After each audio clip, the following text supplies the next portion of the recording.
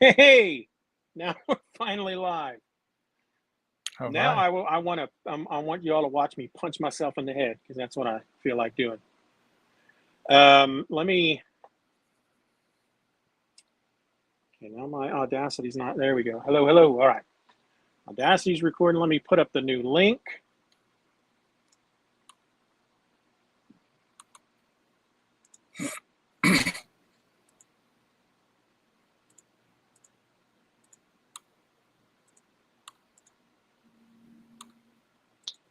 Test 1 2 1 2. Okay, cool.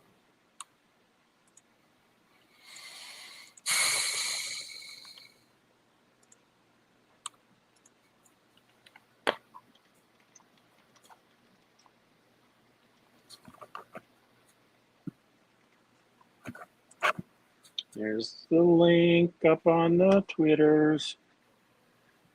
Okay. Whew. And now my cats are running around all crazy. They can sense that I was running around all crazy trying to get this ready, and now they're running around all crazy. So I need you to start running around all crazy. No. No, I No. did. Turn my light on here. You're always the cool head in the room. Is that Okay, now this says that we're on YouTube. Yeah, through live stream. StreamYard? Yeah, or Yeah, through StreamYard. Yeah. StreamYard. Okay, gotcha. It's really dumb that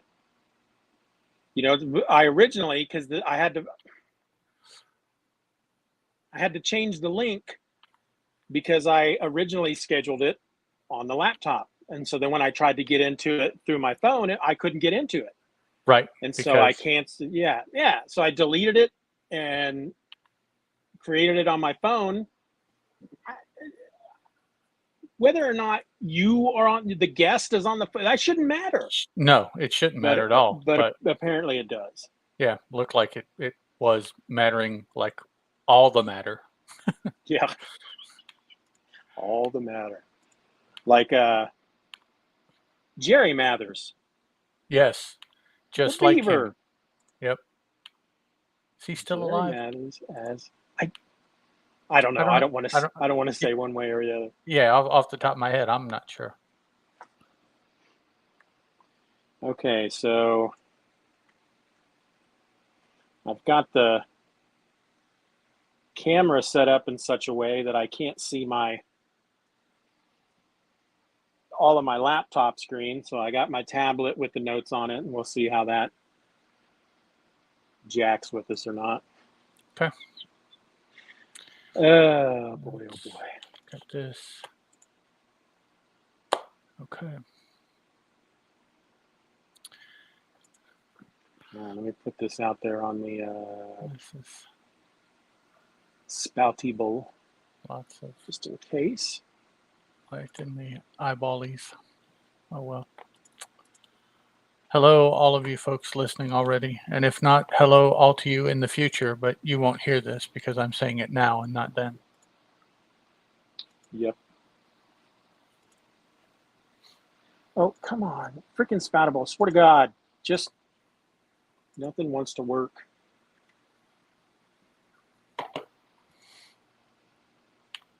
All right. Ooh, doggy. Friday night. I like the nightlife. I like to boogie.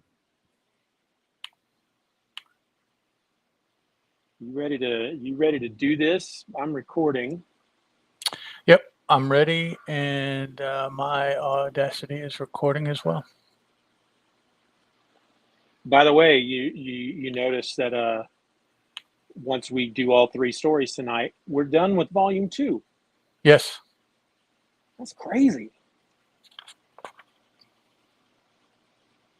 All right.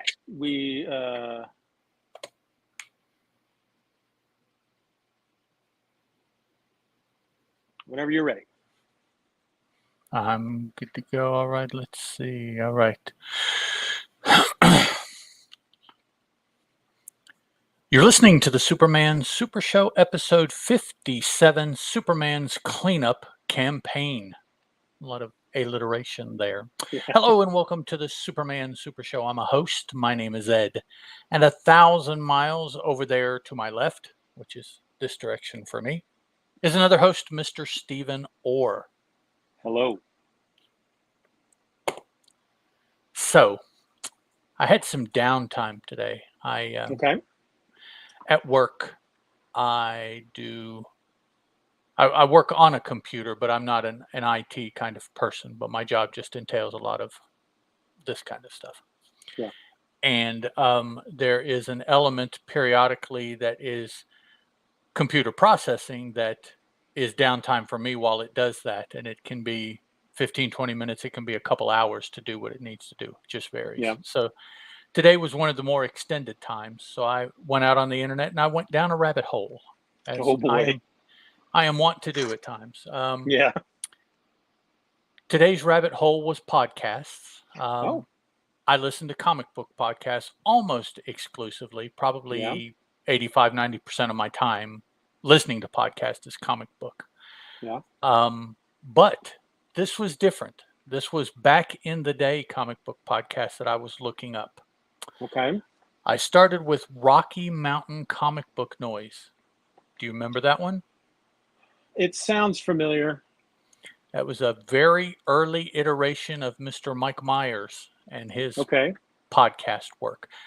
He had Geek Brunch out at the same time. He started Geek Brunch a handful of months before, but then brought out this Rocky Mountain Comic Book Noise, which was a play on Derek Coward's Comic Book Noise, just based in the Rocky Mountains because that's where Mike lives then and now. So that led me to looking up a podcast called Teenage Wasteland. Good evening, Pearson. First time catching you live. Been a fan and watching them on YouTube replay. Cheers. This cold one's for you. Well, thank you very much for joining us live, and thank you for this wanting us for us. Yeah, I used to work for a company called Pearson. Oh, cool. So, Teenage Wasteland, the host was a gentleman named Alec Berry. Okay. Two things that caught me back in the day onto interest in the show was that, one, he was significantly younger than I was. He was 17, 18 years old. Wow. But the cool thing was that at the time, he was attending West Virginia's flagship university, which I just thought was too much coincidence to just let go by. I don't run into very many podcasts from West Virginia that are in my particular area of interest. And so when I find them, I will, even if I don't listen to them, I will mark them so that I know that they're out there, and I'll check in periodically. But that's what interested me in Alex. And it's ALEC, Alec. His show, plus the fact that it came out through the Comic Book Noise Network, which is Mr. Derek Coward. So, but I just looking up information. I don't have to look up information on Mike. He's still podcasting. I know what he's up to and, where he is and everything. Alec Berry, I had just lost track of over the years and spent a little time trying to track down the person just to see what he was up to. And spent some time looking up older episodes of both of these shows and just listening to them just to see if I could remember, see how it felt. So it was just a multi-minute nostalgia trip as far as podcast listening was for me today. That's kind of cool. Nice, cool. I'm I think I don't know if we talked about yet that I finally got caught up with Infamous America and Legends of the Old West. 2 podcasts by the same guy that I had been binging. And now that I'm caught up, he puts out a new episode, like episode 2 of the new season. And I listen to it and I'm like, I want to listen to episode 3 now because I'm so used to binging them. Yep. But I found another one that I've been binging called American Scandal. That's the one you tweeted about, right? Yeah, just recently I tweeted about it. Yeah. Today or maybe yesterday. Okay. Yeah. It's I don't know that I will listen to all of it because it's up to like season 50. Ooh. Yeah, and there's at least 4 to 5 episodes per season. I'm in season 4 right now.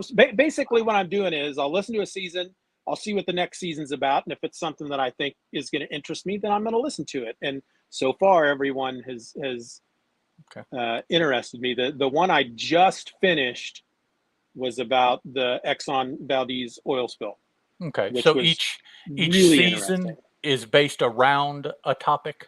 Yep. Yeah. Okay. Yeah. A scandal. Right. So, Well, yeah. yeah. Hey, Okay. nice hat. Oh yeah, thanks, man. How about this? Let's see. How about that? We're Yeah. like those guys that go to the There we go. concert wearing the T-shirt of the band that we're there to see. Well, yeah. I mean, Don't be that guy. that's why you bought it, is to be seen in it, and where better to be seen in it that at their venue. That's There yeah. was a movie, I want to say it was in the '90s, called I don't know if it was just called PC. I don't remember exactly what it was called, but it was around the. Ooh, man, there's 5 people watching us right now.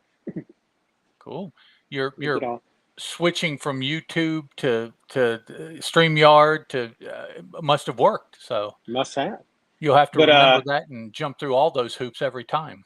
No, no, I don't can't do that. remember what the movie was called, but it had it was set in college. It was a like Okay. a fraternity who was not PC, and David Spade played the bad guy in it, but John Favreau played a small part, and I don't remember who the main character was, who that actor was, but I remember him specifically telling John Favreau at one point, because his character was going to go to a local club to see a band. And he goes, "Oh yeah, what are you seeing?" And he told him the name of the band, and he was wearing the T-shirt of the band. He goes, "Don't be that guy. Don't be the guy that wears the T-shirt of the band that he's going to go see. Don't be that guy." So I've never done that because of that freaking movie. Wow. I PCU. PCU, yes, yes. Well, Um, who is the main character? What was the main? Which Jeremy actor? Piven. Jeremy Pivens. That's right. I may actually have seen that. Was it what? College and Jeremy Piven sounds familiar. Now, I don't know if I remember. I think I remember David Spade. I don't know if I remember John Favreau being in it. Yeah, it was Right. he had a really small part. Okay, but I know I he think was. I've seen this. Yeah. Yeah. What year was it? 96. No, 96. 94. Oh, PCU one of 1994. a local band out of Lawrence, Kansas. That one of the 2 bands I think from Lawrence that ever got signed at the time that I was back, because I would have been playing in a band at that point in Mhm. '94. They were called Stick, and they had a song on the soundtrack. Oh, well, there we go. Small world kind of stuff. Yeah. They also had Cool. a song on the Airheads soundtrack. Okay. Well, cool. I think maybe appealing to similar demographics, those two movies. Oh yeah, oh yeah. I So, just watched Airheads recently. It was just as fun. Recently, okay. Oh, there's Manny. there's one. He just does not. I had a team meeting today, conference call thing, telemeeting today that I was leading, and I spent like every 3 minutes moving him out of the way. It's like Yeah. I don't know what his deal was, Well, that's all but right. That's one of the cool things about working from home. I had my weigh in today. Um, I'm officially 36 pounds lost so far. All right. And how long? I think it was February of 2021 when I started, so a little over a Oh, okay. year. Okay. But for most of this year, I had at one point, because I dropped down to maybe 32 pounds was the most I had hit at one point, and then I just every time I'd go in, I was either even or I Right. had gained a couple of pounds, and it was driving me up the freaking wall. And I then last month I go in and I had dropped 7 pounds, but right. I still wasn't at that point yet where I was before I started going back up, but just I hit that remember today. those days. I'm now Yeah. below it. So, Yeah, it can be anything. Water. oh yeah, If you'd have weighed in 2 days later, you'd have been 5 pounds less. I mean, yeah, it's yeah, just so yeah, yeah. yeah, I am familiar with Terry Moore, and she is very familiar with that weight loss up yeah. down roller coastery thing as well. So it's yeah, Well, and that's, the doctor that I'm seeing, that's something that, I mean, anybody will tell you that. yeah, It's ups and downs, and but I can understand how people get frustrated yeah, when you start out going down, down, down, down, down, and then you just spend some time going back up and eating, and it's like, because there were moments over the last 3 or 4 months that I was like, you know what, this isn't worth it. I want to eat some cake. that's right. I want I'm to, out. I want to eat what I want to eat, and if I'm Yep. not losing weight, then I might as well have fun I, going I out. I tried it and the shit ain't working. So yeah. Yeah, but seem to be back on track. So But yeah, that's cool. that's why I ask how long, because numbers are cool, but it's like the I lost it and kept it off Yeah, is, yep, so regardless of what you're doing, you have kept off 25 to 30 pounds consistently. And so yep, that's the true weight loss. That, yep. anything else is going to vary depending Right. on Yeah, in the morning, in the evening, it's like, wow, I yeah. just, And my what do they call it? The A1C, the my hmm blood sugar level. blood sugar. Yeah, I've cut it in half Oh, since. okay. That's very So good. I'm I dropped down to a. It's still considered high, but it's below a certain, like. Uh-oh. I lost you, dog. I don't know if you can hear me. Sorry, Okay. somebody was trying to call. Oh, cool. Never had that happen before. Okay. All right. We ready to go? Yeah, these are some fun stories we're going to talk about tonight for the next 3 episodes. I'm looking forward to it. Yep. I liked a couple of them. One of them was kind of deadly, but we'll get there. Yeah, we'll get there. All right, folks. Today we're looking at Superman's cleanup campaign, which is the third story to appear in Superman #7. It was written for us by Jerry Siegel and arted for us by Wayne Boring. It's cover dated December 1940, with an on sale date, according to Mike's Amazing World of Comics, of September 10, 1940. So we're just about to round out the year 1940 here with our Superman coverage. Do you think that Wayne Boring had a tough time in school Yes, with a name like that? Yeah, Boring, yes. probably. Yeah. Especially among his male peers. Maybe the Oh females yeah. weren't so hard on him just because of his name, although they could have been as well. But I definitely Some know. some Uh, of them females may have told him, Wayne, not boring. it could be, yeah. Maybe a little later in life. Yeah, it's Yeah, uh, yeah. stages of male and female interaction. As we go through all that. All right, folks. Here is what happened in this issue.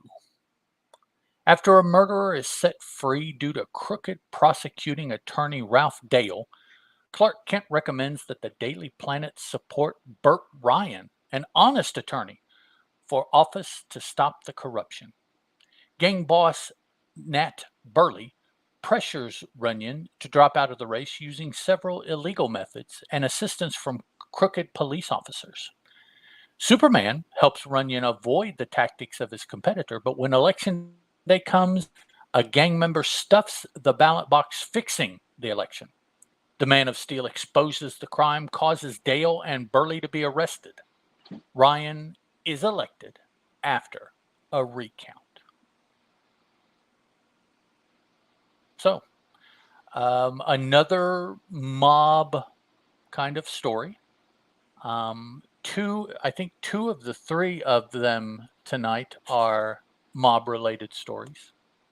Yeah. Um, so we are kind of coming back to that almost full time, as opposed to any kind of extraterrestrial, dimensional, super, whatever kind of villain. So that's um, to be expected, I guess. Kind of a little let downy. I won't necessarily say disappointing. I think maybe that's a little too harsh, but kind of. I'm ready for Superman to fight people worthy of Superman fighting them. Right. Yeah. You know, this is the 56th, roughly, definitely over 50 stories that we've covered, and yeah, I'm ready for some non normal people, bad guys for Superman to fight. Yeah. So, No doubt. but Luther's he's got to be coming back fairly soon. yeah, and he's not been back for like a measurable amount Right. of stories now. So yeah. Right. Um, the very, very first thing that struck me about this story is the sport jacket that very first hood is wearing with the pistol. It it Yeah. I just want to feel it to see if it is as textured as it looks. I mean, it to me, it's like popping off the page between the color and the line work in it. It just looks so different from what anybody else is wearing. And Now um, we're talking about the guy that does the actual shooting. yes, yes, and then later on in the story, he's the dude that's talking to the cop lower on the page. It's the lawyer, and then he's talking to the woman on the stand. Um, it's not. I don't think it's the same dude, but they're certainly wearing the same jacket. Yeah. They went to the same It tailor. looks like it's made out of steel wool. Something. It just has so much texture. Now, I will say that the police officer that he's talking to on the stand has a whole lot of texture on his jacket too. Yeah. But it doesn't come up really again. This jacket comes up again later on in the story, actually several times. So I don't know what is different about. Maybe it's the color because that is kind of a unique color from what we've seen before. Yeah.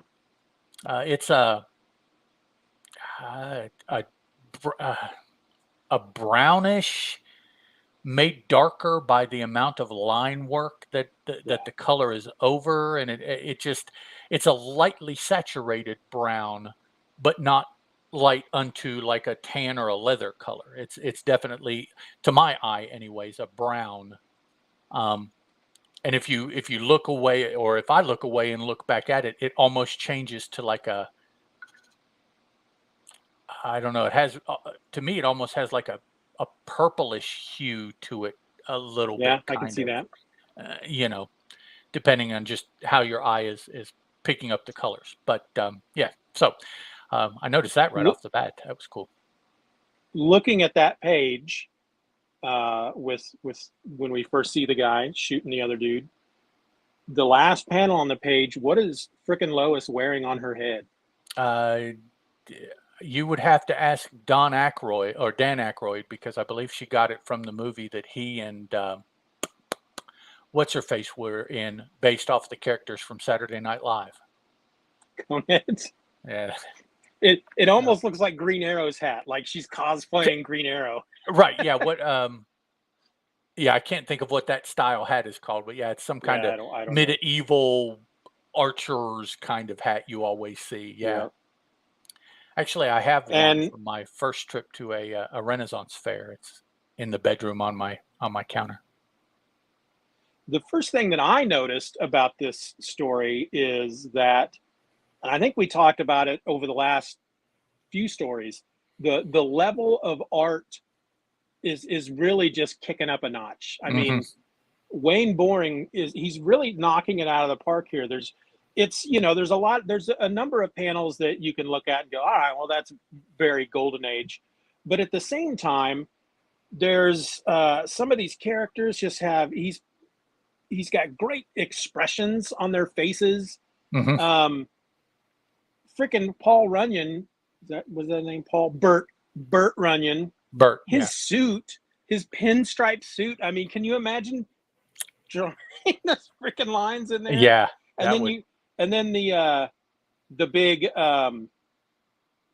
the bad guy, the big bald kingpin looking dude. I mean, they all just look great. Burke, I think. Yeah, it definitely is a couple steps up from the newspaper art that we saw at the Yes. very beginning. Oh yeah. Oh yeah. Definitely spending, uh, definitely having the time, I would imagine, to spend more time on it rather than, Yeah. that's kind of what we supposed about the newspaper drawing, is that they had to pop those out so quickly that it Yeah. was just maybe, I think, just a level or two above sketch, just to be able to get it down and get it out and in time and everything like that. Yeah.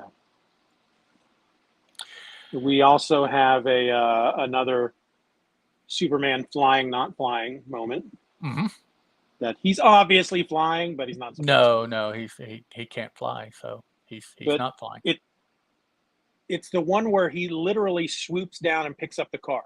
Yes, The motion lines are curved. He has flown down he's and he's arched before he hit the ground. He didn't yes. bounce off the ground No, to he pick up didn't the jump. car. Mm-mm. He's definitely flying there. Because what did he do? Yeah, he flew down and grabbed well, I don't know. Well, see, He okay, was on top of a building watching, and right. then he jumped down as they got in the car, and then picked the And car up grabbed. and jumped back up in the air. But he would have to But the touch the way it's ground if he's drawn, gonna pick the car up. But yeah, yeah, the way it's right. drawn, the lines you He would just suppose are him, yeah, and yeah, he flew under the car and picked it up as he was right. flying. Yeah, Yeah, it doesn't touch the ground, it doesn't stop at the ground or anything like that. yep, Yeah, more and more, he's just being drawn to where he's flying. I mean, there's just, yeah. They just you don't know care. I think they're just like, I know he's not supposed to fly, but it's just easier to do this. well, You how know? about, what is it? It's on the next page, the middle row, where he's grabbed the dudes and he is moving parallel to the train. Yeah, He's not on the he's ground, he's in the air. He couldn't have jumped. I mean, he's got to be flying at that point. yeah, yeah. But what's even more funny is because he's basically he's torturing these two guys because he snatched them up and he's like, hey, look, there's a train, let's race it. Yeah. And then he's running alongside the train, holding both guys by the collars of their jackets.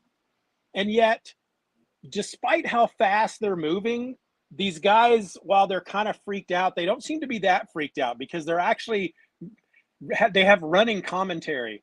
Mhm. he Yeah, he wasn't fooling, he is racing it. they're having a conversation, yeah, so Yeah, they're not yeah, that messed up by it. right. That kind of stuff cracks me up. But yeah, and to that end, he's racing the train because he gets around in front of it and then stands there with the dudes while the train is barreling down Yep. on him. Yep. We'll Yeah. all Can be we beat it to the killed. crossing? Yeah. Yee! Yee! See the guy screaming. Screaming, yeah. And then I guess he just leaves them on top of the train. On top of the train, yeah, which I Yeah. guess because of how fast the train is going, they can't get down, so they'll be there until it's the next stop, Yep. wherever that is. But those are a couple henchmen Yeah. that the big boss hired to get rid of Runyon. Yeah, Yeah. the good candidate, the fair candidate, and he's going to use a bomb. The bad guy here that definitely looks like a hand grenade to me. It doesn't Yeah. look like. Yeah. It's definitely a hand grenade, but he made it. He But said he yeah, I made was it. going to say he can manufacture hand grenades. That's pretty Yeah. handy in 1940. I mean, he could be employed elsewhere and probably make a fine living doing that. So he's stopped the first assassination attempt here by grabbing the two thugs that were supposed to do it. Superman then goes and talks to the crime boss and tells him that his two stooges there have been waylaid and they're not going to be able to do what Superman knows they were hired to do because he was listening in the whole time with his super hearing. So he knows exactly what the plan was. After talking to the crime boss, he then stakes out the place and watches as several of the other members of this evil circle come in. The uh, dirty prosecuting attorney, and he comes with a dirty cop that Superman had no idea about. But in order to do what the prosecuting attorney has done, he had to have somebody in law enforcement on his side. And so now Superman sees you, you are fighting a losing battle. Now Superman sees who the policeman is that's been working with the prosecuting attorney as well. So now it's the crime boss and the prosecuting attorney who he has bought off, and the police officer who one or both of the other guys have bought off, all together now in the same room having a conversation about what to do. So now Superman knows pretty much from top to bottom in the crime ring, who's involved, and he's able to listen in on their next plan to try to put down the good candidate in running for the prosecuting attorney's job, which is being held by the dirty prosecuting attorney. Yeah, they're trying to frame him by running somebody over in his car and then blaming it on him. Yeah, having him up on drunk driving charges and having killed somebody. So that's where the police officer comes in handy, because the crime boss and the prosecuting attorney by themselves couldn't pull something like that off. He has to be arrested. There, evidence and all this kind of stuff. So that's where the dirty cop comes in handy. While Superman is listening, he has jumped into a window in an office/apartment next door to where this meeting is being held by all the ne'er-do-well. Well, the owner or the occupant of that property comes in and sees Superman listening and pulls a cane sword on him. He's got a sword in his cane, and that's how he's going to fend off this interloper that is in his office or apartment, whatever it is. And I thought that was funny. I didn't really. I always have seen those things since I was little, but I always thought they were kind of gags. I didn't know they were necessarily serious, but apparently they were serious enough that in 1940 somebody put it in a Superman comic. So yeah, I always thought, kind of like, growing up, the switchblade comb I always thought was kind of cool.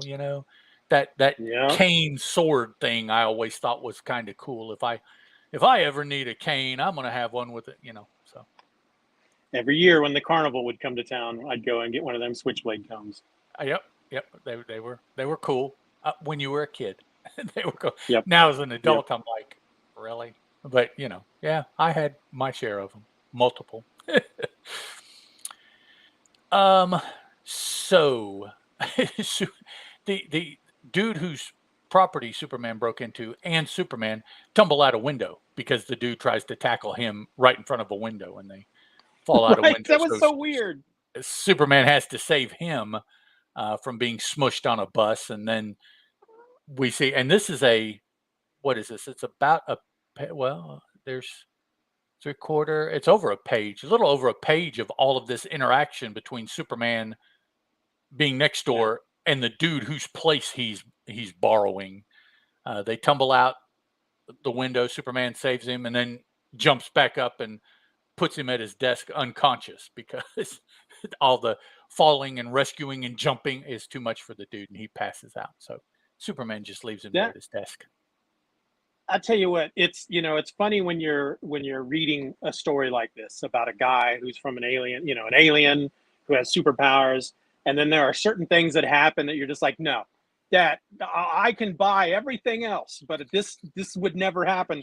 And it's him, the two of them falling out that window. I mean, Superman must have been standing very precariously, because a normal human being is not going to knock Superman off of his feet, first of all, much less have them both tumble out a window.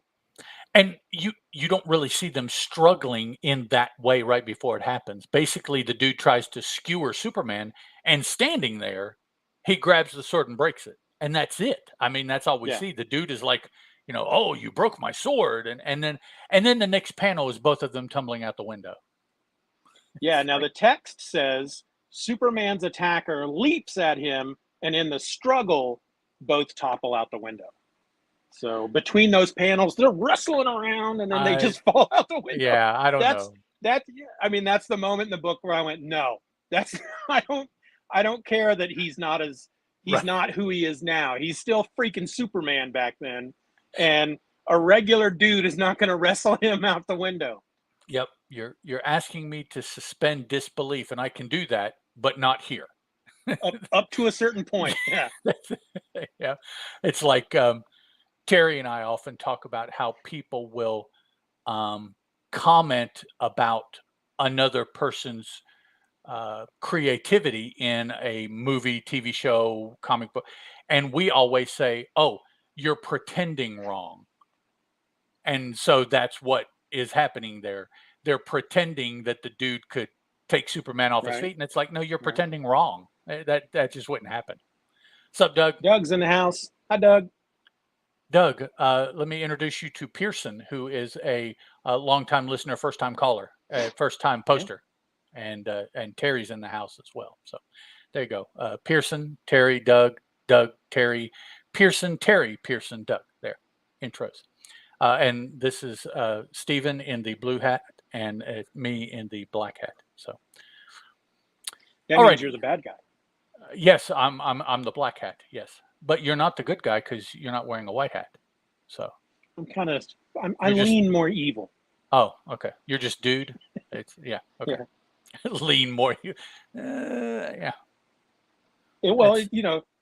Dragonlance. You had the white robe wizards are good. Right. The black robe wizards were bad, and then the red robes were neutral. I went to a very similar spot in thinking of good, evil, neutral, chaotic, good, chaotic, neutral, chaotic, evil. That's where my mind went. So a very similar place. You just went with colors. Yeah. I went with the D&D description of the behaviors. So just got home from work. So ooh, we're getting close to my we're getting close to my favorite moment in this story. Okay. When Lois and Clark go to vote, and there's a couple of thugs, stopping people from voting for the wrong person. Waiting for them. Yeah, Yeah. They're like, who are you going to vote for? And Clark gives them attitude. Yeah. Runyon, if it's any business of yours. And then they take the guy tries to smack him, give him a fresh one. Open hand. Yeah. Clark ducks and fakes like he fell over, but then he knocks both the guys' heads together at the same time. But the best part about that, though, because Lois is super supportive in this story. Mm-hmm. Everything she has to say in regard to Clark or about Clark in this story is all super supportive. Even in this scene, she's not like, "Oh, you coward," like she normally does. The first thing she says is, "Hit him, Clark, hit him." And then when he accidentally knocks their heads together, she's like, "Nice going, Clark." So I really enjoy this supportive Lois Lane, but it's very weird compared to how she has been. Because here in just another story or two, I think she reverts back to type as far as giving him grief. Although I will say, all three of these stories, not as much grief as she has given him in stories in the past. So not at all. I wonder if there's some kind of mandate or who, Steeven? Yeah, Terry. I'm assuming that's what she's talking about. Terry's pointing out in the chat that I didn't officially introduce the cat that's been all over the camera. Because everyone else got introduced. Okay. Yeah. Okay. That's Manny, but he's gone now. Okay. That's the one that's been jumping up, Manny? Yeah. Okay. So there you go, Terry. It was Manny. I don't know if we were on the air. Actually, the initials ME, which stand for Man-Eater, which is the name that my daughter gave him because he is a big fraidy cat. So she gave him the ironic name of Man-Eater. Yes. We just call him Manny. Okay. Manny, short for man-eater. Man. Okay. Yeah. Okay. Yeah. So that voting scene is near the end of the story. They're there to vote, and then we find out, well, it didn't go the way it was supposed to. The bad prosecuting attorney won because of the one precinct, the uh, 43rd ward, and the person who was counting the ballots there was bought off by the big bad. And Kent goes to investigate, or excuse me, Superman goes to investigate and grabs him by his heels and swings him around until he confesses as to what Yep. he did, which is, that's as good a method of torture as any that I've heard. It's Oh it's yeah, that would non-invasive. freak me It's out. Yeah, and there's not going to be any uh, lingering damage, and probably no signs that Superman did that to him. It didn't leave any Yeah. marks on him or anything like that. So, effective torture. You can't tell. That's effective.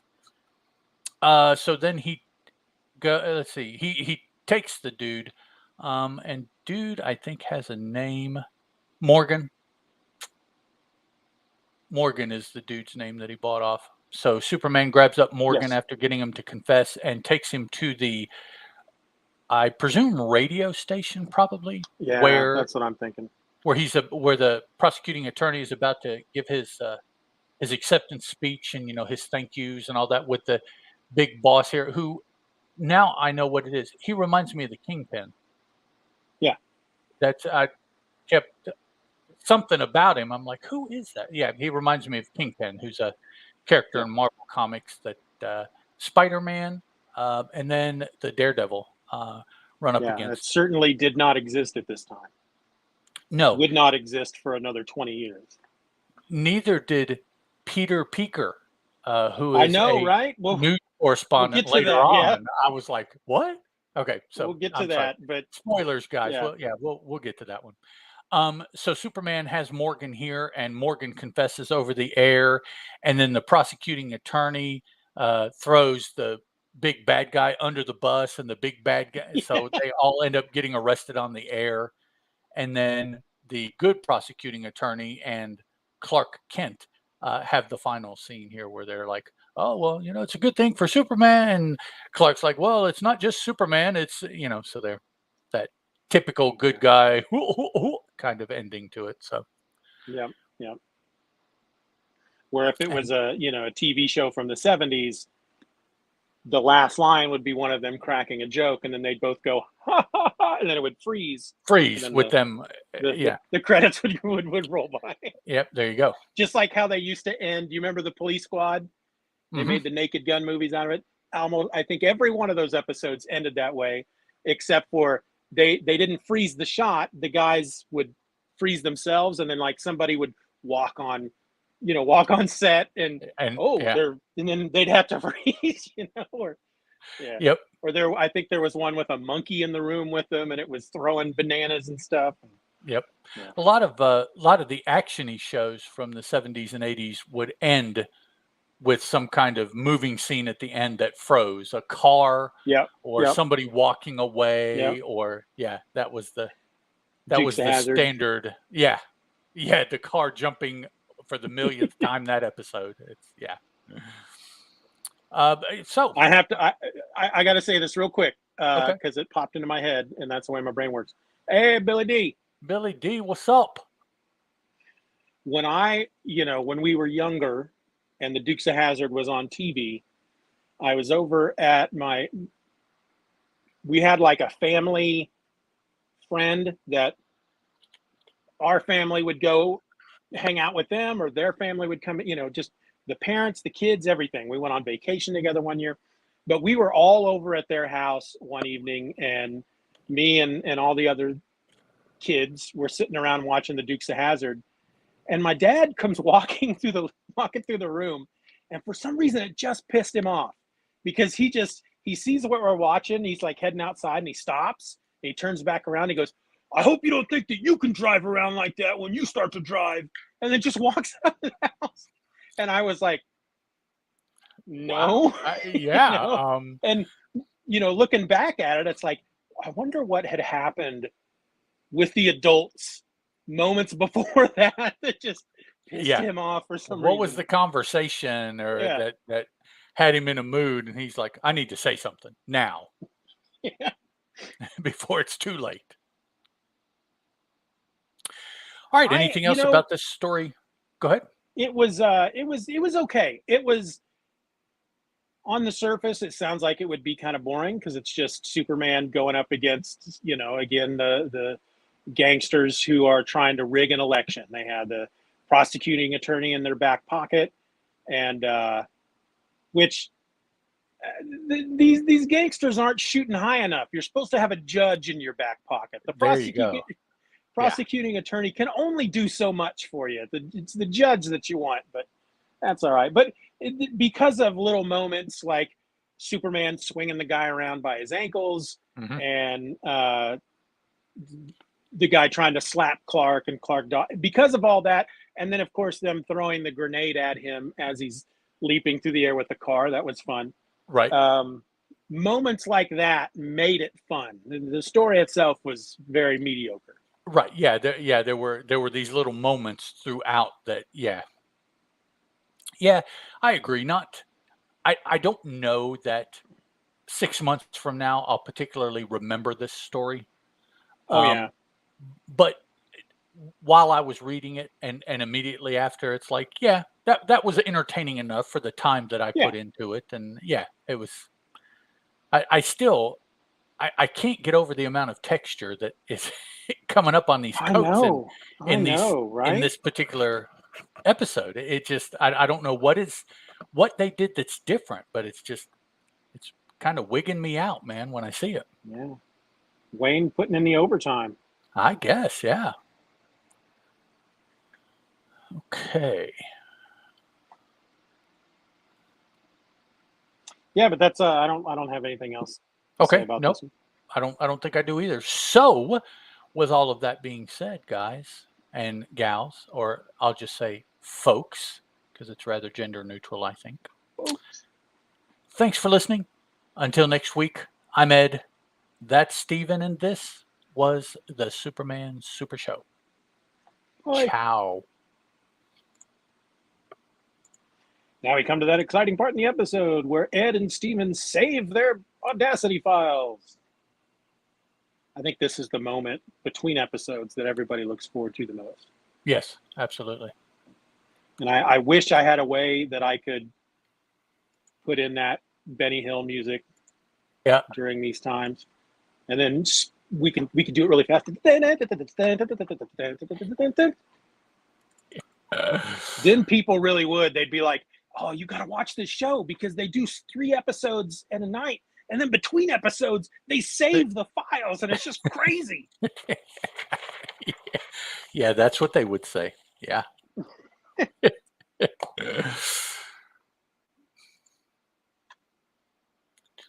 The sucker is saving. All right. Where's it at? Okay. And start up again. Booyah. Okay. All right. I'm recording. You recording? I'm recording. Okay. Take a little coffee here.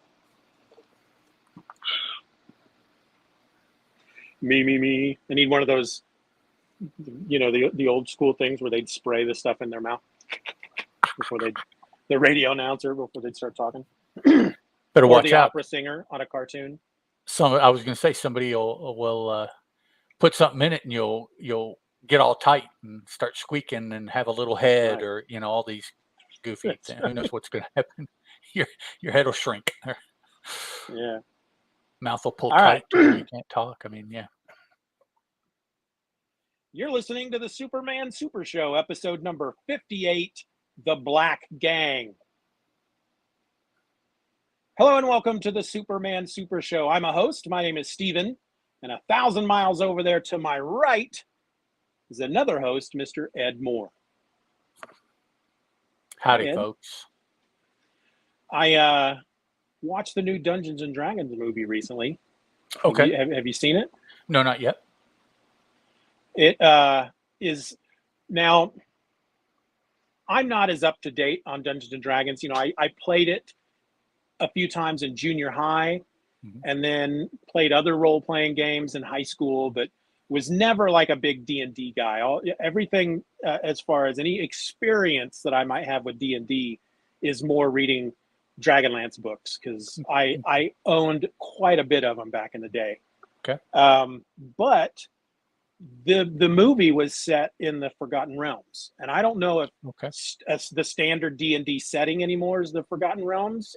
But no, it's Pathfinder is pretty much where everything is set now. But actually, having brought that up, Forgotten Realms, I believe, was originally intended as a D&D setting, and then they decided to write novels based there. But it had been a D&D setting for a while before the novels started coming out. But but the movie starts out up there by Icewind Dale. And they cross the spine of the world at one point. They talk about was it Baldur's Gate? We're hitting them all. They name the Moonshae Isles, which I know was a series of books. And did they say anything about Menzoberranzan? They did go into the Underdark, but they never. I don't think they ever mentioned Menzoberranzan, or however you pronounce it. I was really hoping, because I was waiting for a Drizzt cameo, which never happened. But too bad. There is an amazing cameo in that movie, though, that just blew me out of my seat. And if y'all don't mind me spoiling it, I'll tell you what it is. I don't mind to be spoiled. Okay, doesn't matter. Put your spoiler muffins on, folks, if you don't want to know. There's a moment near the end of the movie where your group, they have to basically participate in like a kind of like a gladiatorial games type thing. There's like 5 or 6 different groups that are all competing. They're going through this maze and they're trying to collect stuff, basically. It's like a Dungeons and Dragons. But they show at one point, one of the groups from kind of far off, and then we get up close to them a little bit later. But it's the freaking characters from the 80s Dungeons and Dragons Saturday morning cartoon. It just blew me away. I just went, hold on, they look kind of familiar. And then they come into them a little bit later, and it's like the little kid barbarian with the big club, and the guy with the freaking bow. All of them were there. It was pretty cool. Nice. Yeah, something like that they would have done on purpose. That too much effort to that's a major Easter egg there. Yeah, it was pretty neat. So it was a pretty good movie. It was kind of fun. Well, cool. Yeah, it looks like it, and it's on my to watch list. Just a matter of getting there, through everything else. And now summer is starting to kick up, and some other shows are starting to return that we want to watch. And so we have. I think the last time I checked, we have 5 or 6 movies in there on DVD that we want to watch that we've been buying. Just haven't watched them yet. So. We're probably 4 or 5 months into the dawn of DC. They have released 4 Superman-based books. They've released Superman, The Adventures of Superman, John Kent, Superboy, Man of Tomorrow, and most recently, Steelworks. And I believe that was the order that they were released in, actually. And then Action Comics as well. Yeah, you're right. Why do I not have that on here? I didn't even think of that. And Action Comics has been on it since the beginning, haven't they? Didn't they start pretty much? So they probably have either 3 or 4 issues out of Action Comics under Dawn of DC. That's where it started. I think Action Comics, where it had all of the. I think so. Yeah, I think it was the first of them to have the banner at the top. Yeah, it had like 4 or 5 of the Superman family vignettes through it. It's kind of an anthology book. Okay. Yeah. So have you been reading all of these as they have been? I haven't read Superboy. Okay. Of course, I'm a month behind because I'm reading them on the app. Right. Superboy, I've started it a couple times. It just hasn't really held my interest. Okay. I've read all the others. I'm enjoying everything. The other Superman. Well, I haven't read Steelworks yet because No. it just came out. So Yeah, I think just last week. So yeah, yeah. it'll be on the app next month. But I So read. anything in any of those standing out to you that you honestly can say you are enjoying and you're looking forward to the next one when it rolls around? I'm really enjoying Adventures of Superman, John Kent. Okay. Um, I'm enjoying Superman. Hmm. Uh, I don't really remember what's going on in Action Comics, to tell you the truth. Well, Uh, it's bouncing around so much. I mean, yeah. it's the one that has had the Battle Planet twins in it. Bye, Um, Billy. by Billy. Oh, he said that as soon as he got on. Yeah. Okay. Um, Oh, okay. I'm Yeah. I'm enjoying Superman. I can't Yeah. explain to you why, um, but there's just Well, something the about the story that yeah, just it's really it's it's different. working for me. Yeah. It feels very unique for a character that's been, you know, publishing comics nonstop for 80 years. They've been telling stories about this character for 80 years. It feels fairly unique and new. Um, I've been enjoying Action Comics because it's been hitting on a little bit of the different aspects of the Yeah. Superman mythos. Now with John Kent and Superboy and John Steele having their own books, I don't know if they're going to continue to have, yeah, popping up over your shoulder there on the, oh, can you say, yep, there it is. Um, I don't know if they're going to continue to make cameos really in Action Comics or if they have moved them out into the books and they're going to Yeah. focus on some of the other characters like Supergirl, I guess Power Girl, the twins from the Battle Planet or whatever they're calling that, Yeah. which a lot of those I'm not as interested in. So I've really been digging the Superman book. John Kent to a lesser extent, and Superboy to a much lesser extent. So the younger the characters get, I don't know, just the less interesting they Yeah. are to me. Um, John Henry Irons, I'm interested in him and his daughter and that whole because I'm not as familiar with them after the death and Yeah. rebirth or whatever they call it at the time of Superman. His basically very near his introduction. If not Yeah. his introduction, was that Iron's Yeah. That introduction? was. Yep. Was the Yep. death of Superman? Okay, yeah. So Yep. because I read the death of, and I read the funeral of a friend, and then Supermen, I guess, where all four of them were Yeah. running Reign of the around, Superman. Yep. and then after that, I fell off and just Yeah. whatever did other things with it. So that's as far as I read John Henry. And anytime I've looked at Superman books, I've seen, oh well, he's still around, and his daughter, and or maybe plural daughters. Now I see that she has a suit of her own, and yeah, so Yeah. it'll be interesting. Kind of reminds me of what they did with the Black Lightning and his daughters on the TV Yeah. show. Yep. And so that piqued my interest. So I've kept up with everything so far. Actually, I've managed to read all of the Dawn of DC stuff, um, even though I have to pull the needles out of my eyeballs that I insert when I read Harley Quinn because I absolutely detest that Yeah. character. I don't Oh, read that one. and I'm My youngest daughter, who I think next year will be her senior year in high school. She loves Harley Quinn. I But that's pretty I do much their not target identify with audience, I think. Harley. For Yeah, yeah, Yeah. it's Yeah. I don't think you're especially supposed now to. the way it's written. Yeah. It's yeah. Hmm. Um, I'm curious about Poison Ivy.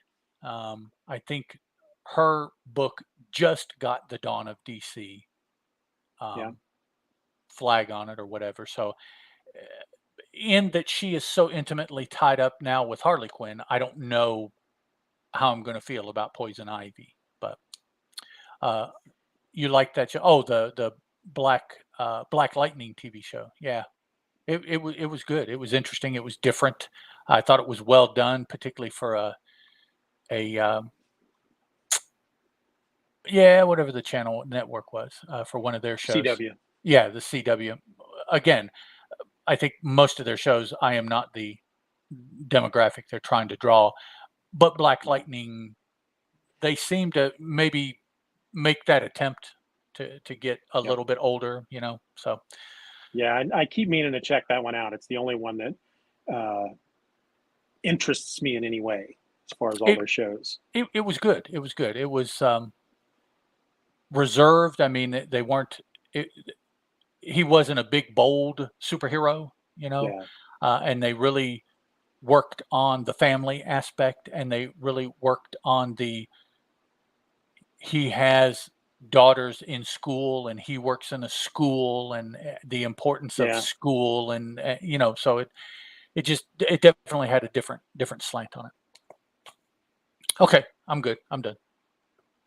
Well, I read Green Arrow, Mhm. first issue. I enjoyed it, and Green Lantern, enjoyed that one too. I was really, when they announced Green Lantern, I was at first it's like I'm getting kind of tired of Hal Jordan, especially after recently reading the Far Sector 12-issue series with Joe Mullen. She's Right. officially my favorite Green Lantern, but I enjoyed it. It was fun. It was a good first issue. So those are definitely ones I'm looking forward to. I agree. Yeah, most of them I'm looking forward to, and I think I find that unless it's Wonder Woman, female-driven books just don't seem to maintain my interest, Yeah, and younger character books don't seem to maintain my interest. So I'm wondering if I'll be able to keep up with like Titans, although yeah, they're not really young, but sometimes they slant it younger. Because Nightwing, there's not really anything young about Nightwing, not anymore, yeah, and they've had everybody else who was on the Titans grow up too, so yep. I think I it'll be started okay. reading the Doom Patrol. I haven't finished it yet, but it's Yes, kind of fun so far. wow, they have Yeah, dropped everybody possible in that book so far that has yeah, had anything to do with Doom Patrol, and that's what I think is cool, is that it's referential all the way back to the 60s, and yeah, that's cool because you have to work to do that. You have to find the people. You have to figure out a good way to work them in. Hopefully, you reflect their characterization accurately for how they have been done in the past. And so, if you do all that, it's like, yeah, you put in the time to really make this a cool product, and that's the kind of yeah, stuff I can appreciate. yep. All right, we ready to talk about this Superman story? Yes, sir. All right, today we're looking at the Black Gang, which is the fourth story to appear in Superman #7. It was written by Jerry Siegel, pencils by Joe Shuster, and inks by Wayne Boring. Superman #7 has a cover date of November/December 1940, but an on-sale date of September 10th, 1940. And here's what happened. Lois and Clark go undercover to a nightclub to get the story on a band of crooks called the Black Gang. During the evening, the couple is approached by Frank Jordan and Jane Day. Jane convinces Clark to take her home in a cab. The cab is pulled over by the Black Gang, but Clark escapes. Lois leaves with Jordan, and he kidnaps her for her jewels. When he and the Black Gang discover that she is a reporter and not a high society gal, they decide to kill her. Superman arrives in time to save Lois and catch the gang, recovering evidence to convict them, including a reporter, Peter Peeker, who works for a rival newspaper and was a member of the gang. And every time I read that dude's name, I had to do it again because every time I read Peter Parker, every single Yes. time. So did I. Yeah, absolutely. Okay, folks, if you don't have access to these stories, here is the kind of thing you miss. This is the narration on the splash page for this this story. Metropolis at night. Myriads of lights gleaming and glittering in deepest dark. With the ending of the day's toil, the great city's populace seeks relaxation in theaters, amusement parks, nightclubs.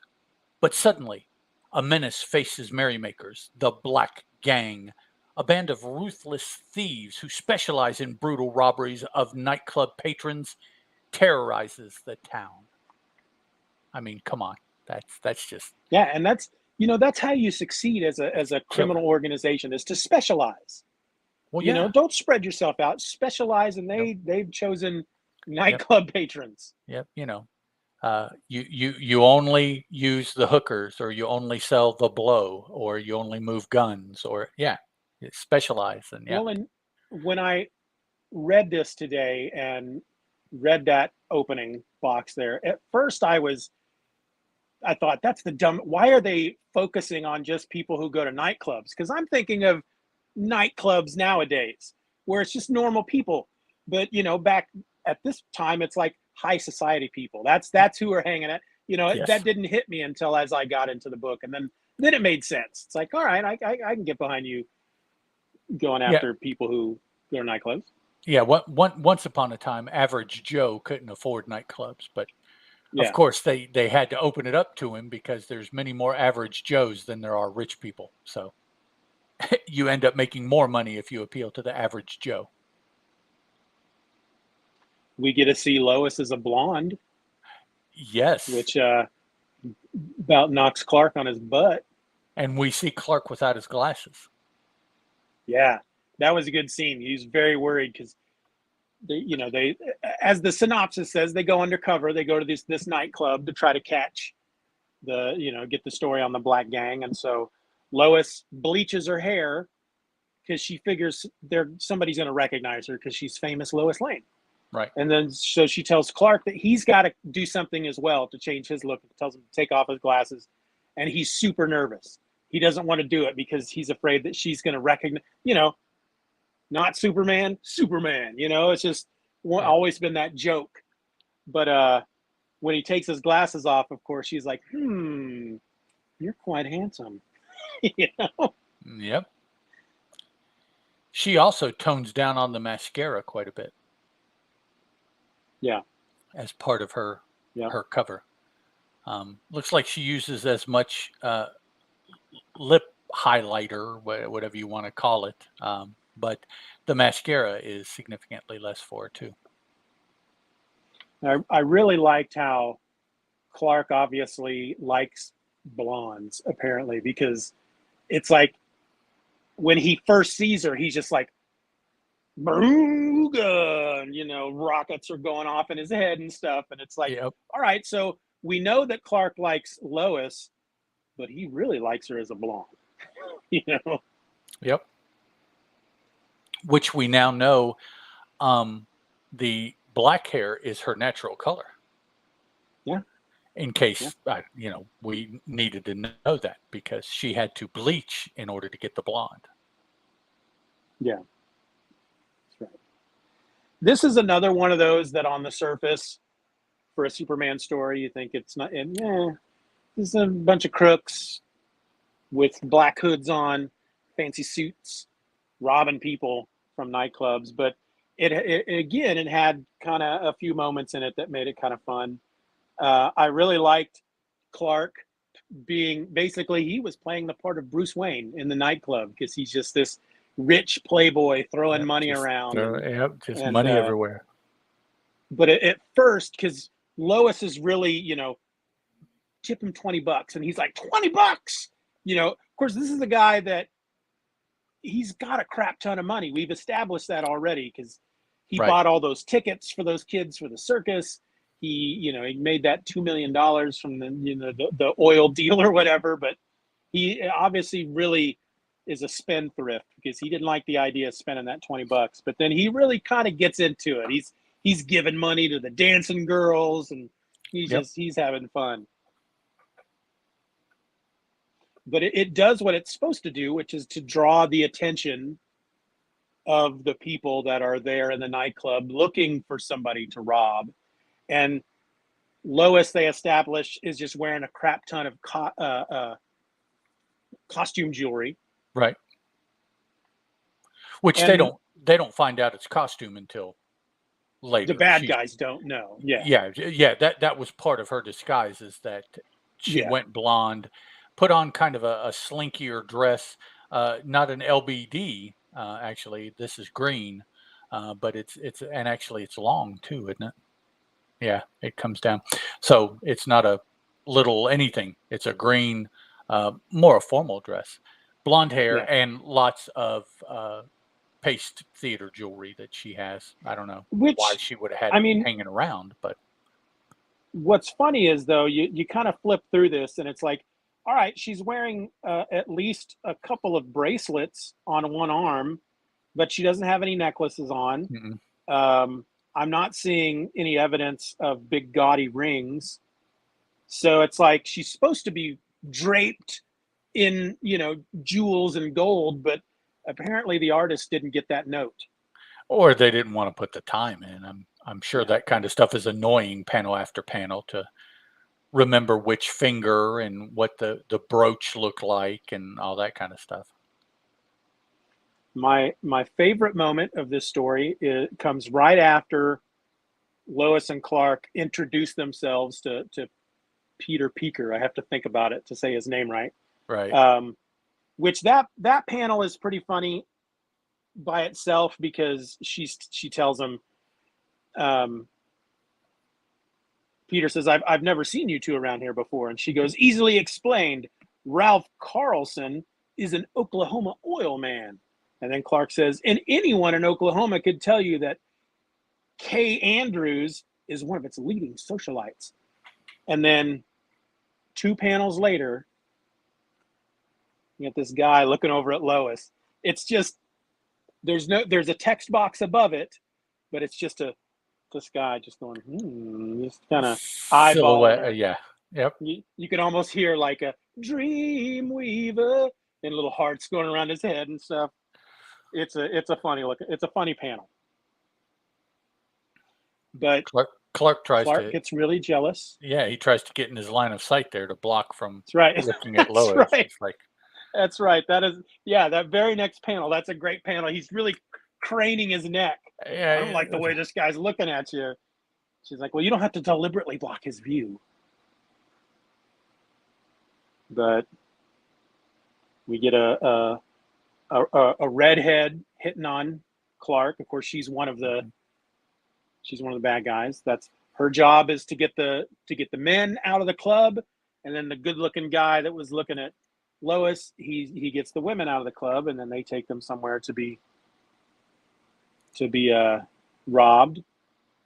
And this story actually establishes, because we have a number of moments throughout these books where, like, Lois will throw herself at Superman, and he's always like, lady, back away, that's crazy. Whereas most red-blooded men would be like, oh, I'll smooch up on you, but okay. It's almost like they establish in this one, because this girl's cozying up to him in the cab, and she's like, come on, don't you want to make out and stuff? And she actually says to him, what does she say? Haven't you ever had the urge to hold a girl in your arms, crush her tight? And his thought is, inasmuch as I'm Superman, I'm afraid I might forget myself and crack her ribs. Yeah. So that's why he doesn't take advantage. He's afraid of all the injuring ladies somebody. that throw themselves at him. Yeah. Yeah. I guess in his excitement, he might lose himself. I changed my mind about my favorite moment. Okay. It's actually this moment here when they get out of the cab and the black gang are there, and one of them smacks Clark in the back of the head with one of those, I don't know what you call them, a little Is that called leather. a Billy Jack? Yeah, something like that. Yeah, Billy Jack, something like that. Yeah. But Clark, instead of doing what he would normally do, and that's pretend, like it hurt, he just runs away. He just runs off into the woods. They're shooting at him. Bullets are ricocheting off his back, and he's upset that his suit is now ruined. And That's my favorite moment. Just they club him Okay. in the back of the head, and he just runs. And they're like, "What the flip?" Just Oh, and he's jets into the screaming, "Help! Help!" woods. as he's Yeah, running as he's away. running away. And then we have at least three of them just unloading at him as he's running away. But it's And fun. hitting It's him. good. I mean, they're good shots. Yeah. Yep. Oh yeah. If he was a regular dude, he'd be dead. Yep. And did you notice that the artist drew two different kinds of handguns? Oh yeah. Yep. Revolver and two automatics. Two automatics, yeah. Did they have automatics, I guess, in the 40? I guess they did, Oh but yeah. Yeah. okay. I mean, I know they had Yeah. The revolvers. trying to think of the name of that because there's a particular gun that Colt made. It was like one of the first, and Okay. I know it was a big deal for. I don't know if it was maybe officers carried them in the war. Okay. Um, Colt 1911, or I can't remember what it's called. I used Okay. to be really into guns because of some stuff I tried to write once. Gotcha.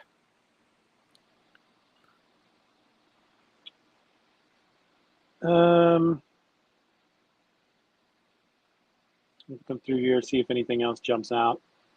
The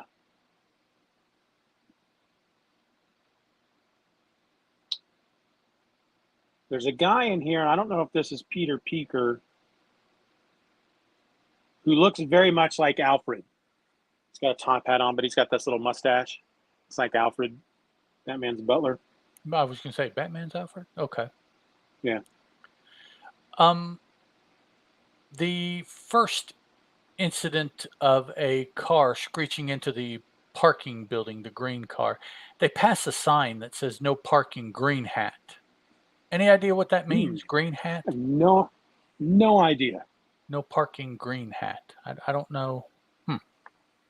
I mean, it's a green car that they're driving. I don't know if that's a Yeah. coincidence or if one has anything to do with the other. Are you looking it up? Yeah, hopefully. Um,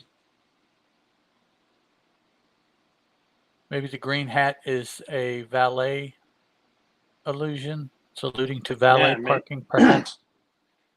Yeah. The name of the Maybe you garage, can't maybe the park parking because garage. there's green hats, and the green hat is what they're calling a valet.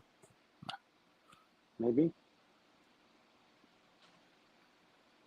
We have a moment where they shoot at Superman and he catches the bullets and throws them back at him. And they dance Yeah, like that's right. like like they did in the old West. Like people Yeah. shooting at their feet. He tells them, throws them at their feet and says, "Now dance." And several of them are reacting to that. One of which is a female, which is kind of funny, I think. Yeah. She's hiking up her dress as she's dancing. Well, yeah, that way she can move her feet Yeah. better and dance better. Really, yeah. Yeah. Really get into it. Do some hot stepping. But yeah, Superman's. We're seeing kind of the return of the quippy Superman. We're seeing that more in these last few stories. Hmm. Because he before they shoot at him, he knocks the guys down just like bowling pins. Then they shoot at him and he catches them and says, "Thanks, fellas. Now dance." Yep. Haven't had too many quips here the past little bit, but yeah, Yep. obviously he hasn't forgotten how to. Yeah. I don't know if there's anything else. Just Do that you have a favorite moment from this one? Peter Peeker did. Probably when he catches the bullets and throws them at the bad guys, Yeah. tells them to dance, throwing the bullets at their feet. That was pretty funny. Yeah.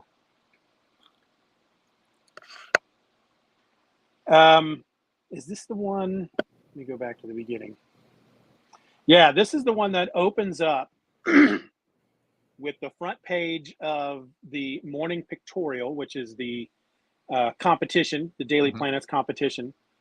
And the editor, who we only get his last name too, editor Kennedy of the Morning Pictorial, telephone's rival, Editor White of the Planet. And he asked Perry, did you read Peeker's latest scoop on the Black Gang? And Perry's response is, me? I never read your blasted sheet. But then he learns that the pictorial is scooping them. They got to do something about that. You know he reads it. Oh yeah, to see what they're doing. Not to read it. Yeah, yeah. I mean, they're direct competitors at a time when newspapers were the thing. So yeah. That's nowadays you don't really know what that's like as the common man, because papers aren't. Once upon a time, newspapers were about the only source of information. Whatever was in the paper would wind up on the radio, eventually. Yeah. But radios really didn't. That's not what radios did. They were for entertainment, not for information. Yeah. Newspapers were where you got your information. Yeah. Yeah. When I worked at Walgreens a couple of years ago, every once in a while I'd sell a newspaper. Most often, if I was working a Sunday morning, we would get just a small stack of newspapers every day, maybe 10 of them. Mm-hmm. And most days there would be at least 75% of them left over. But on Sundays, they tended to sell out. Okay. So, but a lot of that would be because of the ads, the coupons and stuff they'd stick in the middle of those. Oh, that's the sales paper ads and the funnies, the comics. Yeah. I've got a newspaper man here in the other room. As a matter of fact, that's Terry works for our local newspaper. Yeah. She works in a much better paying office than a reporter, but she does work for our local newspaper. Cool. I used to throw papers when I was a kid. Okay. I got hit by a couple. One of my first jobs. I think there's a lot of folks that are of a particular age that was among their first jobs. Yeah, being a newspaper delivery person. Yeah, that's it's like nowadays, like with my kids, it's, back in my day, that's something you do as your first job. You go get a job throwing newspapers, and now really about the only thing that's similar to that we had back then that teenagers are still doing now would be mowing lawns in the summer. Yeah, that's probably about the only thing. Yeah.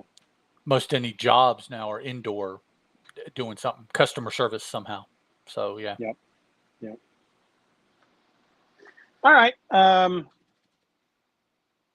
Anything else you want to say about this one? I don't think so. Just another kind of, not in a pejorative manner, but another pedestrian kind of story that Superman has had. He's like we said in an episode, or actually probably multiple episodes ago, there seems to be, we're in the midst of a run of this kind of Superman against the man kind of stuff. The bad guy or the corrupt guy or the, and we're just in the midst of one of these runs, and I keep reading, hoping that we'll finally break out of that and get something a little bit more exotic. Yeah, it's like the quality we've reached kind of a point where the quality has gone up. The stories look better, they're told better, but you read them and you enjoy them. That was a good story. Let's read the next one. But they're not something that 6 months from now you're gonna remember a lot of stuff that happened in these stories. Nothing is standing out quite yet. We're at the end of 1940. When did the U.S. enter World War II? I don't know if it's going on at this point, but it was. I'm fairly certain that Pearl Harbor was December of 41. I was going to say I should know that. Yeah, December of 41. So we've got another year before something major starts happening. Although it might happen a little bit before that, where I don't know, maybe we'll start seeing some more Nazi spies or something to break out of this ordinary kind of bad guy kind of thing. Yeah, because I know that America was not going to get involved, Right. and Yeah. it was public opinion was we that's not our fight. There were, of course, just like today. There were a contingent of people. It's like we got to get over there, and America's got to get involved. We got to help this. We got to help them. And then there were the others, and we're not going to do that. But then, of course, Pearl Harbor happens, and everybody's like, "Oh hell no! You don't Yeah. do that to the U.S. of Yeah. That's A." right. It's like there is no not get involved now. Yeah, yeah. All right, we wrap it up. Alrighty. Yep. All right. Well, thanks for listening to this episode. Until next week, I'm Steven, and that's Ed. This was a Superman Super Show. Bye. Bye bye. Hold on just a second. I'm gonna mute for a second.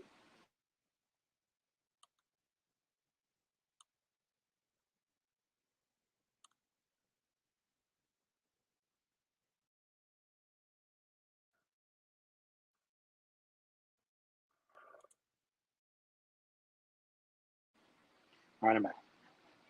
I'm gonna save this. What?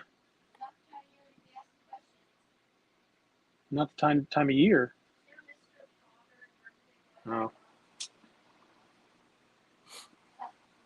I guess they might be talking about Father's Day over there. Don't listen. Don't ruin the surprise.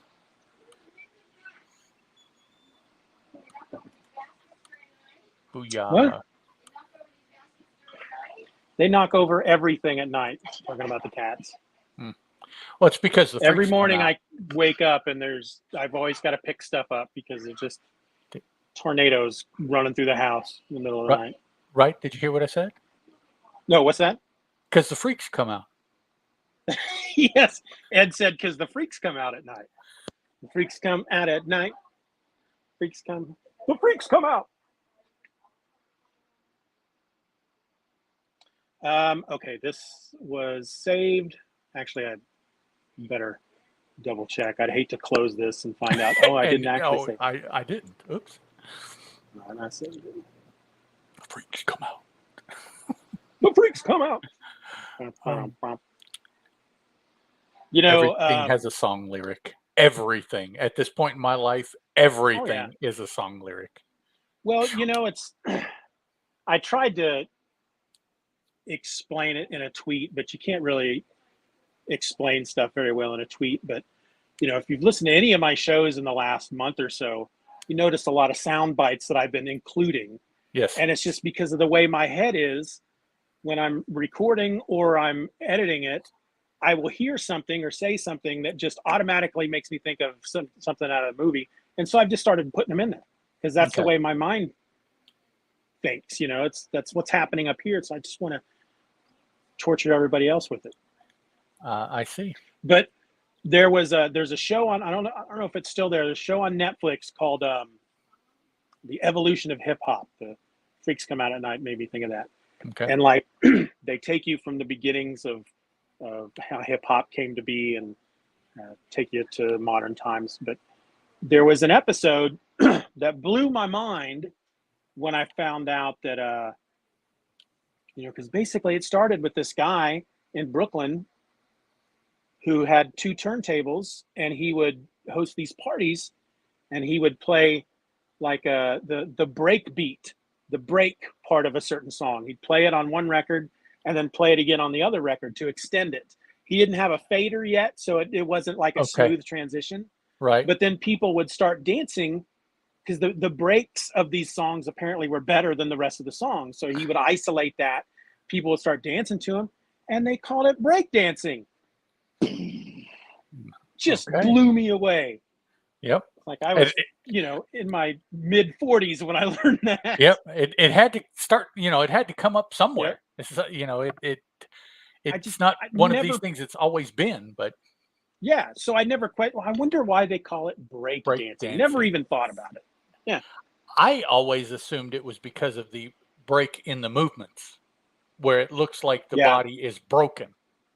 Yeah, they're popping and locking. Yeah. It was really interesting when because they go through the whole, once somebody kind of discovered, like Grandmaster Flash kind of discovered how to he would mark a certain area of the record with a crayon. So when he would switch back and forth between, it'd play the beat on one record and then go to the other record to continue the beat and hit that fader in between. So it was a smooth, just felt like one beat, but he would know when he would start the beat on the one record, he'd go to the other record and he'd have to, you'd have to pull the record back to the beginning How of the far beat. to go? Right. Like, Okay. how do you do that? Yeah, he would mark it with a crayon. How do you know to? Now, Yeah. the one thing I do know is that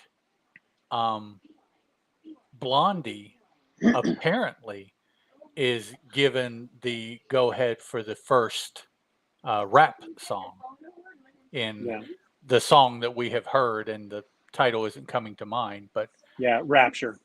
Yeah. Had a Fab Five Freddy in it. Yeah, so I think she is legitimately given credit, or they. I know it's a band, but given credit for the first rap song. I had to unhook stuff.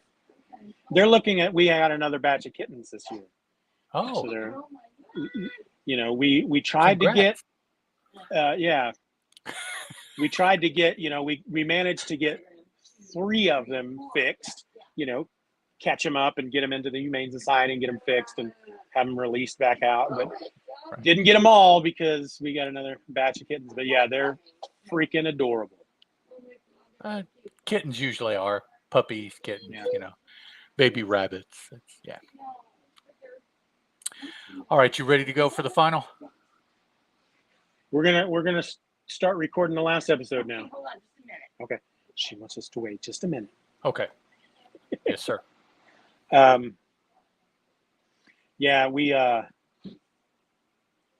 We've named one of the kittens Honey Badger because she don't give a shit. She just doesn't. She's the bravest of all of them. Basically, it's like I think when we first saw him out there, and we're looking at him through the window. Once they all noticed, they all just scattered, but the one, she just stared at us, stared us down. There you go. And then, we have Socks, who is a tuxedo cat. She's one of the ones that we brought in. Well, there's a kitten out there that is a tuxedo cat, but it's gray with white. And it's cool. Okay. It's very beautiful looking, and we call her Hopper because she hops. Okay, there you go. Did you try to pick one up? She always has to try to pick them up, and then they just. Yep, they freak out. Yeah. Yeah, they're little demons. They're salty. All right. All right. You grab her stuff, and then we'll be ready to go. Okay.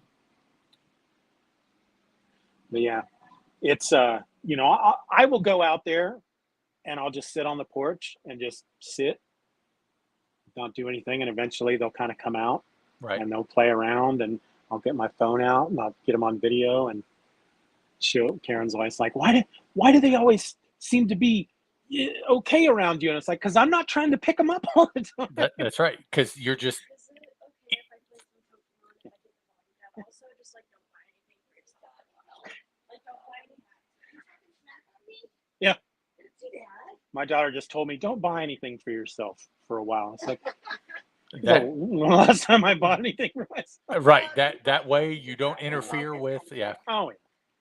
I get that command close to my birthday and close to Christmas. You need to quit buying now. It's like, okay. Right. Yeah. Which I don't quit buying. I just buy stuff that only I know about, and that way it's safe. But yeah. Well, my youngest daughter ran into that recently. She bought a record for her friend, and before she had a chance to give it to her, her friend texts her and says, "Oh, I just bought this record. I just found it." And she was like, "Oh, you go take it back." Yeah. Yeah. All right, I'm ready to go. All right. Let's see. You're listening to the Superman Super Show episode 59, In the Grip of Morpheus.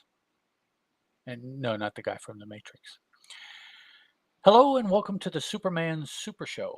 I'm a host. My name is Ed, and 1,000 miles over there to my left is another host, Mr. Steeven Orr. Hello. I was trying to do Lenny and Squiggy. Yes, Hello. hello. So, I have a question. This is a how do you feel kind of question. Okay. Are you interested in reading comic book stories where superheroes do not have superpowers? Yeah. I mean, Batman doesn't have No, superpowers. Blue Beetle doesn't have superpowers. I'm referring to what they do.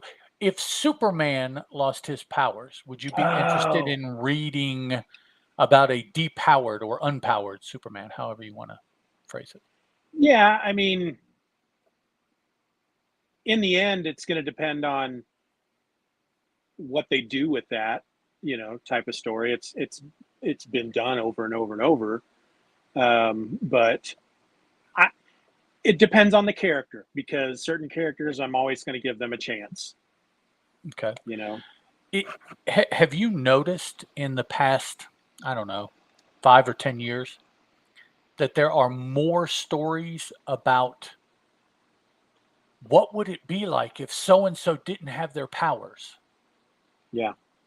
There's like a whole crop of writers that seems to be, if not what they want to write, it's the only idea they can come up with to write. I don't know which one it is. Well, it's either that or they do basically a Superman type character who is bad. Yeah, that's the what other would what would happen if Superman turned bad, basically, and it's like, yeah, that was fun the first couple of times, but after a while it gets old. I'll step up here on the hill and I'll plant my flag right in the middle of the hill. I have no interest in reading about depowered superheroes. Yeah. If you want to write about a depowered superhero, like you said, write about Batman, write about Green Arrow, write about a third to half of the quote unquote superheroes. But to me, the thing that makes Billy Batson interesting is the fact that he is Shazam. Yeah. What makes Clark Kent interesting is the fact that he is Superman. Because if you want to read or write about Clark Kent, you don't need to. You can read or write about some character that was invented that is a newspaper reporter that is not a superhero. You can read about a middle grades, junior high-ish character trying to make his way through junior high without superpowers because they have been written about. The thing that makes the superhero is the super part. Yeah. And to me, it's like, well, if you want to write about Superman, then you write about Superman. A Superman without powers is not Superman. He's somebody else. So I have no interest in that. It doesn't interest me. Yeah. So, it's one of those tropes that it's been done so often that, it's not, it's not as interesting as maybe the first time something like that happened. You're reading Spider-Man for 6 years, and then suddenly they do a story arc where he loses his powers. Oh my God, what's Spider-Man going to do? The first time that happens as a reader, you're like, oh, this is really cool what they've done here. Sure, he'll get his powers back, but what's he going to do, without his powers? That's what makes Spider-Man Spider-Man. And so it's one of those tropes that is a really fun and interesting idea the first 2 or 3 times maybe you run across it. Maybe. And so I would just have to assume that those kind of stories nowadays probably have more interest to younger readers who haven't run across that kind of thing as often. Okay. You know, the kind of reader that would come up to you in a comic book store and go, "Oh, have you read the new Superman? They took his powers away." And it's like, yeah, they've done that like 12 times already. I've read it Yeah. before. But to them, it's like, wow, look at this crazy stuff. But I don't,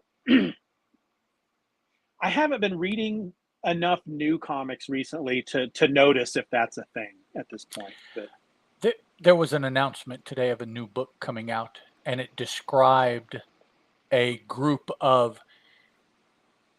characters who are known to be on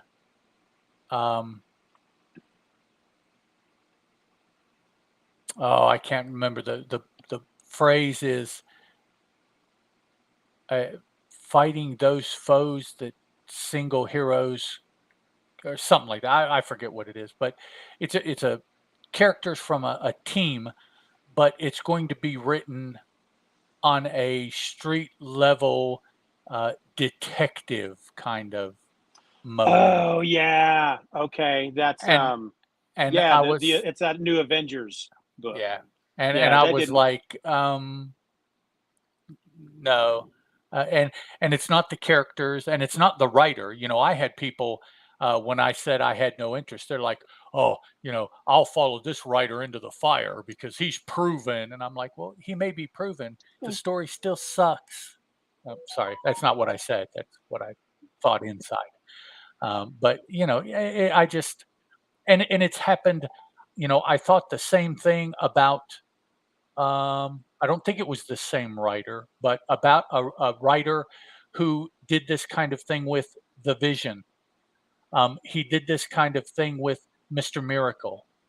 He did Yeah, Tom kind King. of Yeah, thing with, you know, it's been just character after, and I'm like, dog, no, you know, yeah. It for something like that, it's always going to have like qualifiers for me. So, for example, if Superman, if I haven't been reading Superman in a while, and they announce that in the upcoming arc in Superman, they're going to take away his powers. That's not going to get me to start reading Superman again. That's not something that's going to make me go, let's see what happens. right, But I'll say first of all that this new Avengers book, it didn't. I kind of went, that's not for me. But at the same time, if a writer comes up and says, I'm going to do this mini series about this character that you're used to doing this, but I'm going to put a spin on it. It's in a separate universe. It's not in the regular universe. You know, I that just kind of want to play around with this. Depending on what it might be, it might pique my interest. Um, you know, we're going to use Tom King as an example. The Vision, I I thought it was interesting for the first couple of issues, and then I didn't. Um, I've tried to read Mr. Miracle, and I just don't get it. But yet, his Adam Strange just was. I thought it was great. okay, His Human Target, I thought was great. So he's kind of hit and miss with me, but um, I mean, I liked Adam Strange and the Human Target so much that I'm like, maybe I should try Mr. Miracle again. Maybe I oh just right, yeah, wasn't in the right headspace, but I haven't. I haven't. maybe you'll So get it this time. Yeah. yeah, but I've heard other people talk about Mr. Miracle. I think Brian Salazar a few months ago on Around Comics was talking about how he didn't get Mr. Miracle, and Yeah. he read it a couple of times, and so Yeah, yeah. I just, you know, I don't know. I'm kind of a stickler, you know, when I read Yeah, no, superhero comics that they need to be I totally get superhero it. comics, you know. Yeah, If you want to write that story, whatever it is, that's fine. yeah, Use other characters that aren't superheroes, or heaven forbid, make up your own character. I mean, yeah. you know, we can't do that nowadays. We have to use somebody else's stuff. You know, I mean, there's so many other outlets other than taking, you know, Thor and taking his hammer away and making him in his mom's basement with a an overextended stomach looking like some. But it's like, yeah, no, it just No. Yeah, yeah. Yeah. I saw the ad for that Avengers book, and I just kind of went, I don't, yeah, I didn't know what it was about. It just didn't, No. it didn't hold any appeal to me, for me. But when you talk about it like that, though, when I start thinking about, well, what if they did do a story about the Avengers from a different universe, and it's Steve Rogers, and it's Janet Van Dyne, and it's and they, in this universe there are no superpowers, and yet they still meet Okay. up, they still fulfill that destiny of being heroes, but Right. that sounds very interesting. It just depends on who's doing it and how they do it and how the pitch hits me, Well, but the whole thing is that it's in a different universe, which Yeah. means, to me, it means there is no expectation of any kind of continuity. Yep. Okay. You know, I have been reading way too long, and they have existed way longer than that. There's a butt ton of continuity. And Yeah. I can't just ignore that. I can't just set that aside. Now you say, well, no, these aren't, the characters you've read. They're those characters from another universe. And it's like, oh, okay, well, that's fine. You can do whatever you want with them. Yeah. It doesn't matter to me. So yeah, But when they change a character like that in their in the main universe, it's kind of like when they killed Superman. There was a lot of people freaking out. Oh my God, they killed Superman. Heck, they even did it when they killed Captain America 10 years ago. Oh right. my God, they killed. It's like, really? You don't know that he's going to be back? You don't Yeah. You, understand that? Because um, that's just fundamental for comics. They're not going to kill. How crazy would DC have to be to just go, you know what? We're not going to publish Superman comics anymore. We're going to kill him, and we're just going to move on and yeah. create new characters.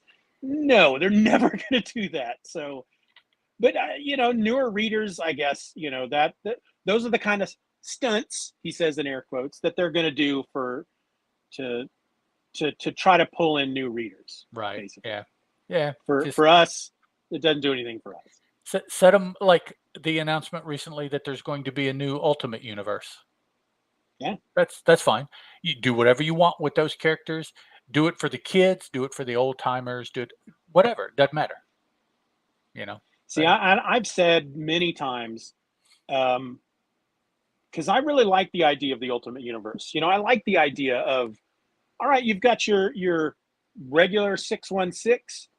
We still read Spider-Man stories that are set in the 616, but they're gonna do this Ultimate Universe where it's like, what if the Marvel Universe started over, was created today?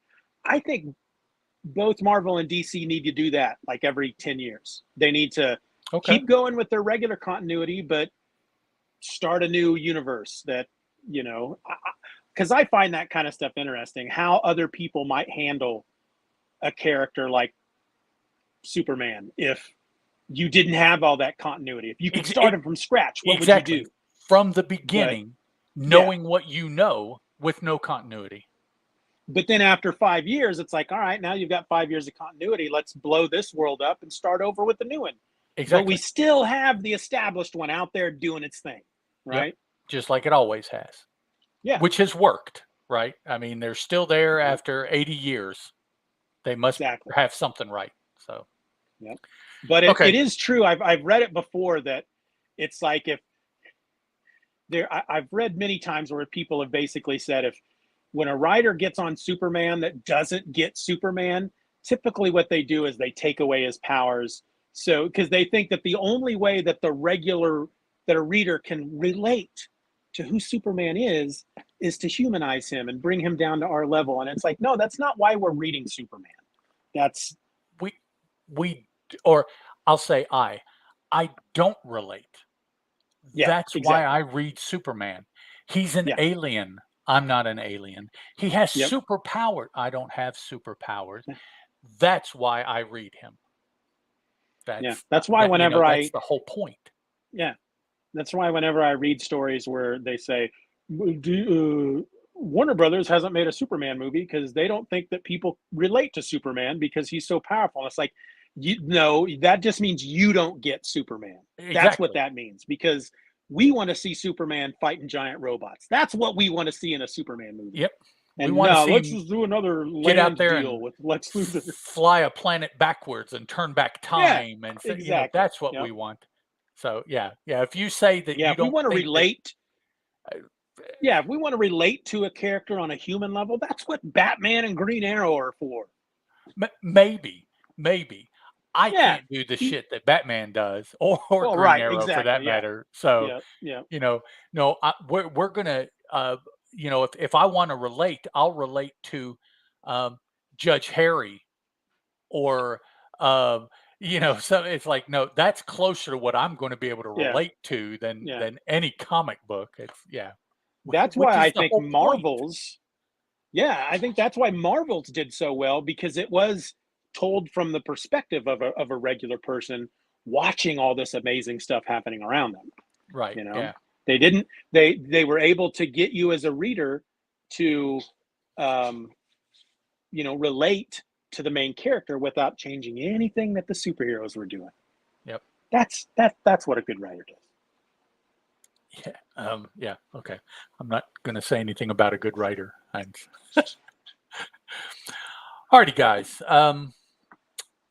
Today we're going to look at Grip, the Grip, or Grip, the Grip of Morpheus, which appears in Action Comics number 31. This was written for us by Jerry Siegel and drawn for us by Mr. Jack Burnley. I don't think we've run across Jack in a little bit. Action Comics 31 has a cover date of December 1940 and an approximate on sale date of October 24th, 1940. This information coming to us from Mike's Amazing World of Comics. And quickly, here is what happened in the story. Clark and Lois drive through the town of Brentville and discover everyone has been put to sleep. Lois also falls asleep, causing Clark to call the police for help. When the police arrive, they also fall asleep. Clark uses a gas mask to move around town and gives one to Lois also, which revives her. They find a bank robbery in progress, conducted by some crooks in gas masks. More police arrive, wearing gas masks. They take the robbers along with Lois and Clark into custody. The police don't believe that the reporters, that's Lois and Clark, are not associated with the gang that was robbing the bank, so they all get locked up. Clark escapes as Superman and traces the malady to a gas invented by Professor Hunter. He's been kidnapped by some spies led by Baron Mundsdorf. After killing his associates, Mundsdorf tries to kill Superman with a death ray, but instead is killed himself. Professor Hunter explains everything to the authorities, which results in the release of Lois and Clark and their gas masks. For me, this probably was the most entertaining of the three stories of the evening. I agree. A really, for what we have been reading, really unique concept. The motivation for the concept is the same as they have been, but the actual concept and the execution of it is okay. It put me in mind of some kind of freaky movie from the 80s or something like that about driving into town. Who's the dude that does all of the weird movies? He did the Tommy Knockers. Kamalayan or Shyamalan. Oh, M. Night Shyamalan. Yeah. Yeah, one of his movies. It seems like where Yeah. people are Oh, just yeah. driving. We're following Yeah. Betty and Barney, and they're just driving, and Yeah. everybody's asleep in the town. Coming to And a then small Betty town. falls Yeah. asleep. Yeah. Oh, yeah, totally. It very much, some 80s, maybe made for TV kind of movie. And the one where the plants are doing it, it's the plants' fault, Oh, yeah. which is Freaking very, plants, man. very similar to this. But Plants are fighting back. I think the thing though that made it even better was, the really the whole purpose behind them in the bad guys being in the town is they're trying to get the formula for this anesthetic gas Mhm. from this guy, and the main bad guy, his henchmen decide, hey, while we're here, let's go ahead and let this stuff loose in town so everybody falls asleep so we can rob a bank. And the big boss is pissed off about that because Right. He's like, it's that's not what we're because here they do for. that. Yeah, that's what alerts people that there's something going on. It's and I that I thought was very clever. It was a very clever thing to add to it. Yep. All right. So, just very close to what the synopsis says. We start the story with Lois and Clark going to Brentville for a vacation for Lois, and actually, she apparently has invited Clark along. So, this may be the nicest to date that Lois has been to Clark. Well, he's not actually he's not going on vacation with her. He's taking her to the town. He's basically driving her there so she can have her Yeah, vacation, and then he's leaving. So you're right. of Yeah, course that's she's right. being nice to him because you That's know a, that's a that's a ride. big thing. Yeah. So they're driving through town, and they pass. First, they pass the general store, and everybody's sitting on the stoop of the general store, as people are wont to do, just sit on the stoop. But they're all asleep. And then next thing you know, Clark realizes that Lois is asleep. Driving along, driving along. Oh, well, here's a car that's crashed on a bridge and is about to fall off because the driver is asleep. So Clark gets out and he Supermans the car back up on the bridge and doesn't do anything about the doesn't do anything to try to help anybody, even though he knows they're all unconscious. He does stop at a fire station on the way through to a house on the outskirts of town, which apparently is where they were going to begin with. I don't know why this house becomes a target. It just, It was it felt to me like the one of those big super coincidences that only happen in stories like this because it's like he said here's a house at the outskirts that will probably be a good house for me to go to and because maybe it hasn't affected them and I can call the cops and it just happens to be the one house in the right. entire town that the bad guys are at, Yeah, that aren't affected. He was right there, but Yeah, it's because it's where yeah, the bad guys are. Yeah. I do like the gas masks that they draw. They're they're really great. cool looking. I've never seen a gas mask like that that No. is yeah, they wear on their torso as well as well as Yeah, their yeah, face. it's just it's probably one of the cooler looking gas masks I've seen. But yeah, so he stops. He figures somewhere along the way, I guess. Um, there's something very strange going on. Everyone's asleep except myself, and I no doubt am immune because of my superhuman powers, he says. But then he makes the leap to the fact that it must be something that they're breathing in. I Yeah, don't know.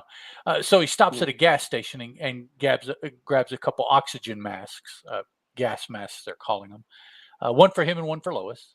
And which, of course, we know that Clark doesn't need one because he's Superman, but he's got to maintain his Clarkness, so he needs to put one on. They do cover the eyes though, which is well, okay. First, it looks like they cover the eyes, but then in later panels they don't. There's holes where the eyes go, Yeah, but at first it yeah. looks There's like a there are goggles built into them as well. Uh, yeah. but then there's not apparently. So either way, the gas masks are still cool. So he stops at the house, asks if he can borrow the phone. Something's going on with the town. I need to call the next town's police officers and have them come over here. And in the process, he's interrupted by the occupant who turns out to be the professor, his henchman, who is named Kolb, Kolb. So he stops Clark from making the call, but not before Clark gets partially through with the call.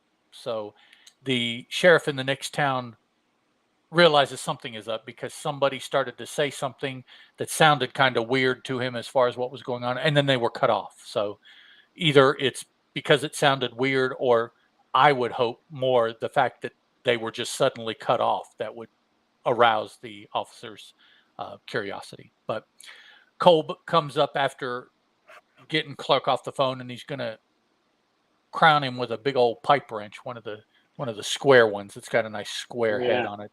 And being clumsy, Clark kind of says he hits him with his shoulder. Looks to me more like he gave him one of those wrestling elbow moves and knocks Kolb out. Cut to the police. They decide, yeah, there was some high weirdness going on, so we're going to send some officers over there anyways. Clark goes back out to the car to check on Lois, who is reviving because she's had the mask on long enough to not breathe in whatever is in the air, and so she's resuscitating. They notice while they're driving somewhere, let's see, where's he going? To get more gas masks? No. Drive back on. I don't know. I don't know where they're going. They're going somewhere. But they pass a car going in the other direction that has 4 thugs, the story says in it, and all of them are wearing gas masks. And I question really that Clark would have been able to see it. Superman, of course, would have been able to see it, but he makes like Clark sees it, tells Lois what he sees, and they're going to follow them. In the meantime, the policemen from the other town come into town, but they fall asleep because they are just, they don't know anything that's going on. They're just driving around, and so they succumb to whatever's going on. Clark sees that their car is running out of control. He Vulcan neck pinches Lois to knock her out, and then grabs the policeman's car because they're about to run over a kid that has fallen asleep in the middle of the road. Yep. So he does that, goes back to Lois, reverse Vulcan pinches her and wakes her up by relieving pressure on the nerve, which is like, well, don't you relieve pressure on the nerve when you let up on let go? Yeah. Okay. Anyways, they're both awake and they hear something and they chase after the sound that they hear, and it's the bad guys that they first started.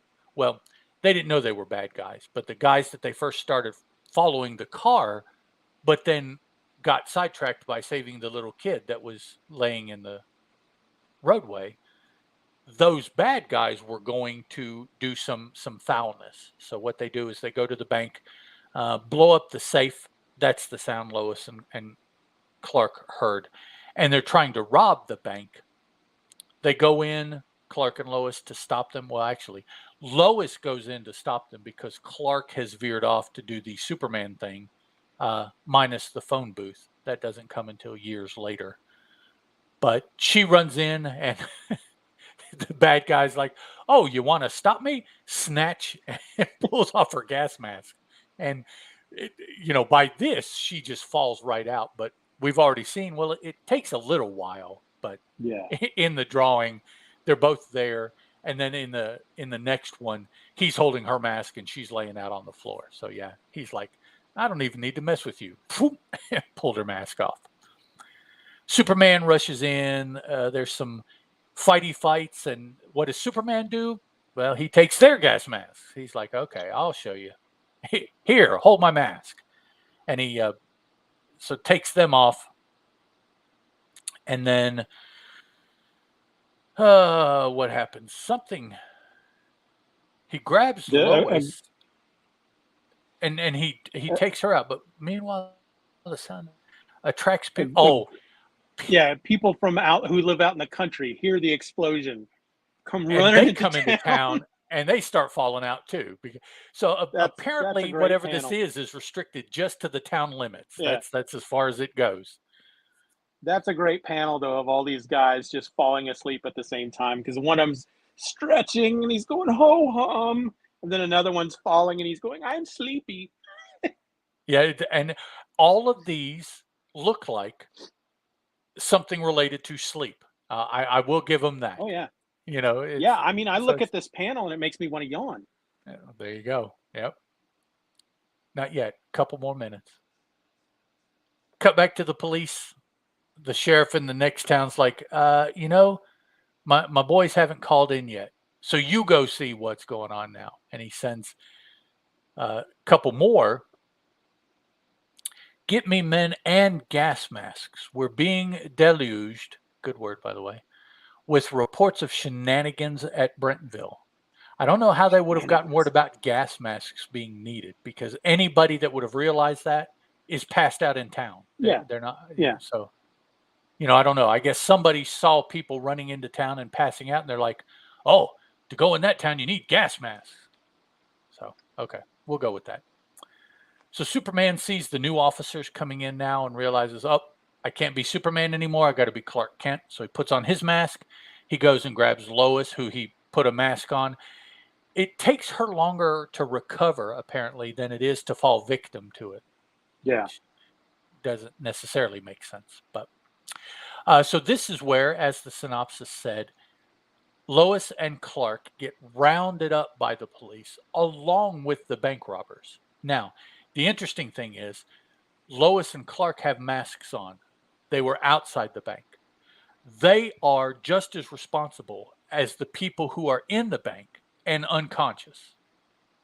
So I don't know. Two completely different situations of people, but yet these officers say, well, you're all involved in this, so we're going to take you all in.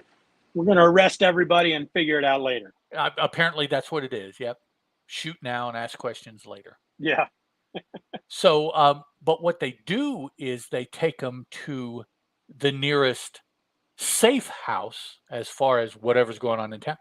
Turns out to be the same house that Lois and Clark went to, that's got the professor and the bad guys in it. Except now Clark notices that it just has the bad guys in it. He doesn't know they're bad guys, but the main point is the professor is not to be seen. He's gone. Oh, no, wait a minute. I'm sorry. No. I messed up the story. Lois and Clark.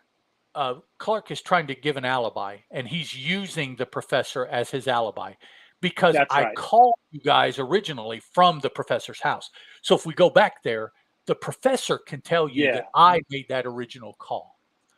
Because when they go, the professor's not there, so there's nobody, because the bad guy isn't going to back up Clark's story. Yeah. The professor's not there to back up the story. Yeah.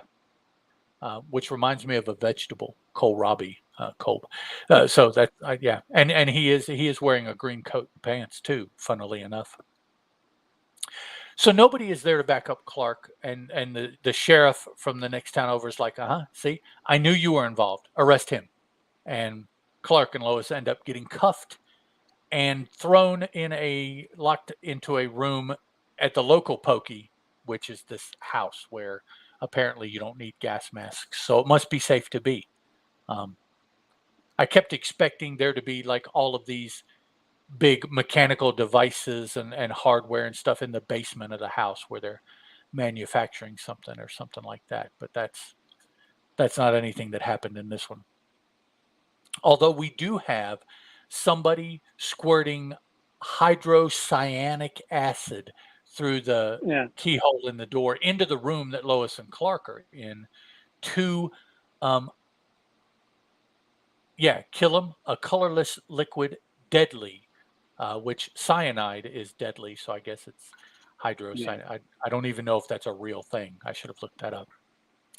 So this new gas, which there's already enough gas in town, but here they're adding new gas to the room.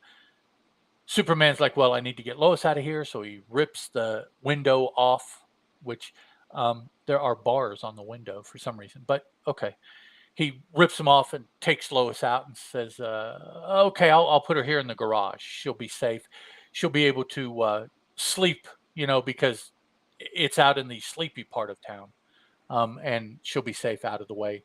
I'll go back to deal with all these people and find out what's going on with the good guys and the bad guys and the professor and the cops and everybody that's in the house. So Superman goes back and he hangs.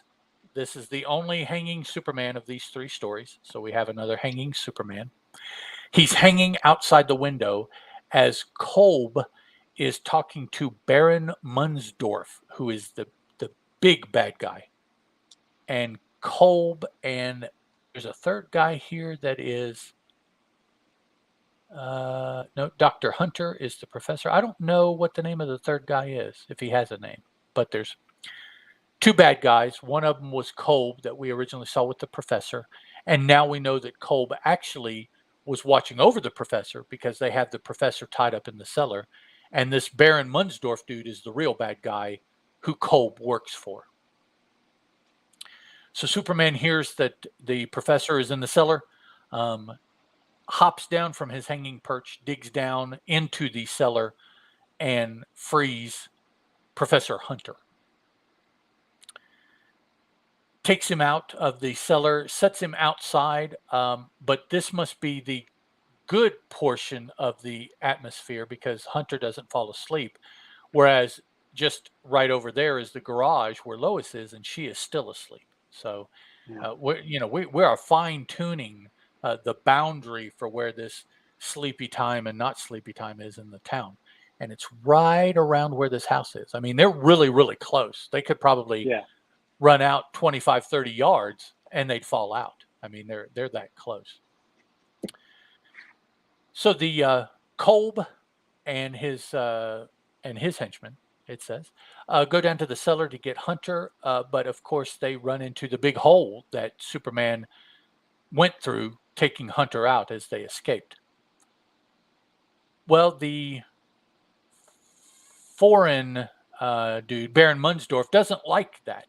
That's one too many foul ups by these guys. They have been responsible for all the foul ups, and that's too much.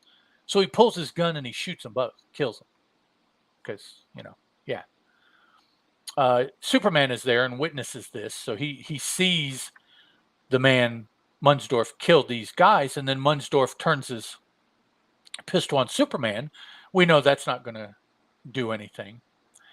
But then Mundsdorf makes a sudden grab for Professor Huntley's deadly subatomic death ray gun, which was in the cellar, apparently, because that's where they were, laying there. I don't know. I guess maybe that's where it's cool in the cellar. So like a potato, they were storing the gun like a potato to keep it from growing eyes or so, So, but it's there, and Mundsdorf grabs it up and shoots Superman with that. We find out that it's like a constant. It's not like a laser pistol or something like that. It's kind of like a turn it on and Superman is bombarded. It's just this ongoing thing of energy, but it still has no effect to Superman. And describing it like that will be important because that'll come up again here in a little bit. So it doesn't affect Superman, and he's like, oh, okay. Well, I saw you take that chick over to the garage. So here, I'll turn it on the garage and set the garage on fire. And now you have to decide, save her or stop me. So, of course, Superman's going to go save her. So he rushes out and gets Lois, who I still have to say is unconscious because she is still in the gassy part of town, So Superman saves her and then rushes back to Mundsdorf and Hunter's final conflict between the two. The Baron still has this atomic gun. Superman streaks down and he says, my body will absorb the electric discharge. And so he throws his arm and hand in the line of fire of the gun, and the energy hits him and not Professor Hunter. And the lethal force of the death ray blasts back from the Man of Steel to the body of Mundsdorf because Superman seems to reach out to maybe grab him, and like how we do with our wives, in the winter, we'll walk around rubbing our feet on the carpet, and then we'll go up to the wife and say, book, and just touch her ear, and you'll get that's kind of what Superman does. He's got the mega static charge, and when he touches the Baron, it fries the Baron, kills him. Superman, here's a quip for you. That's one less spy for the country to worry about. As he just killed a man. But okay. Yeah. So he changes back to Clark, goes and checks on Lois. He must drag her to the portion of the property that is not gassy because she wakes up. Well, I think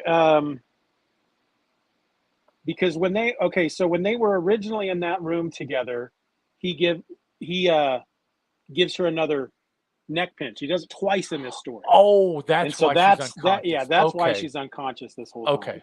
That's right.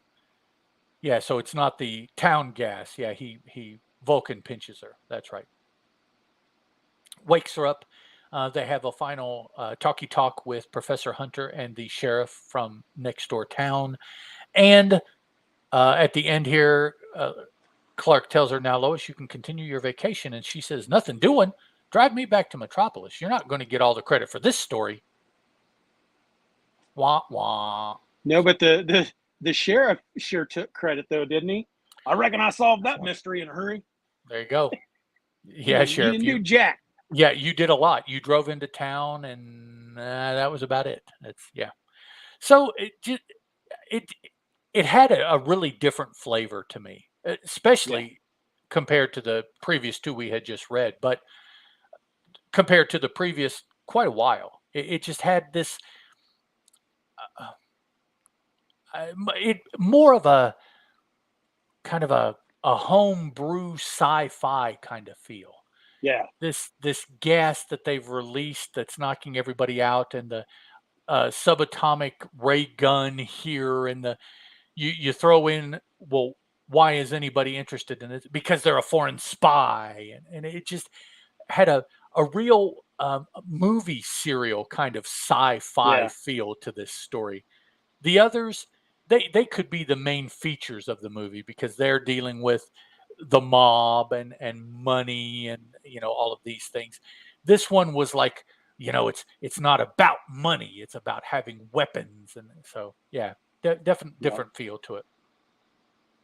Yeah, it's like they're walking the line between the mob stories and the mad scientist villain story.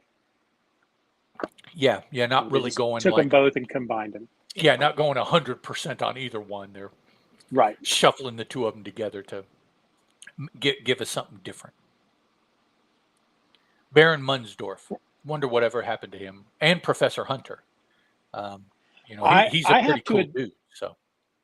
Yeah, and he's got a purple suit. Yeah, really. Professor knows how to dress. I have to admit that throughout this entire, I enjoy it. This was my favorite of the three. Yes, mine but too. Throughout the entire story, I kept asking myself, well, when are we going to meet Morpheus? Who's Morpheus? And by the end of the story, I'm like, we never met Morpheus. And so I went back to the beginning and I looked, because, the name Morpheus is in the title of the story. And I looked at the opening panel, and we have another one of those, like the previous issue with a fun opening to the somber hand of Morpheus grips a small town, leaving all its inhabitants helpless until Superman frees the city of its strange spell and shatters the evil clique who caused it.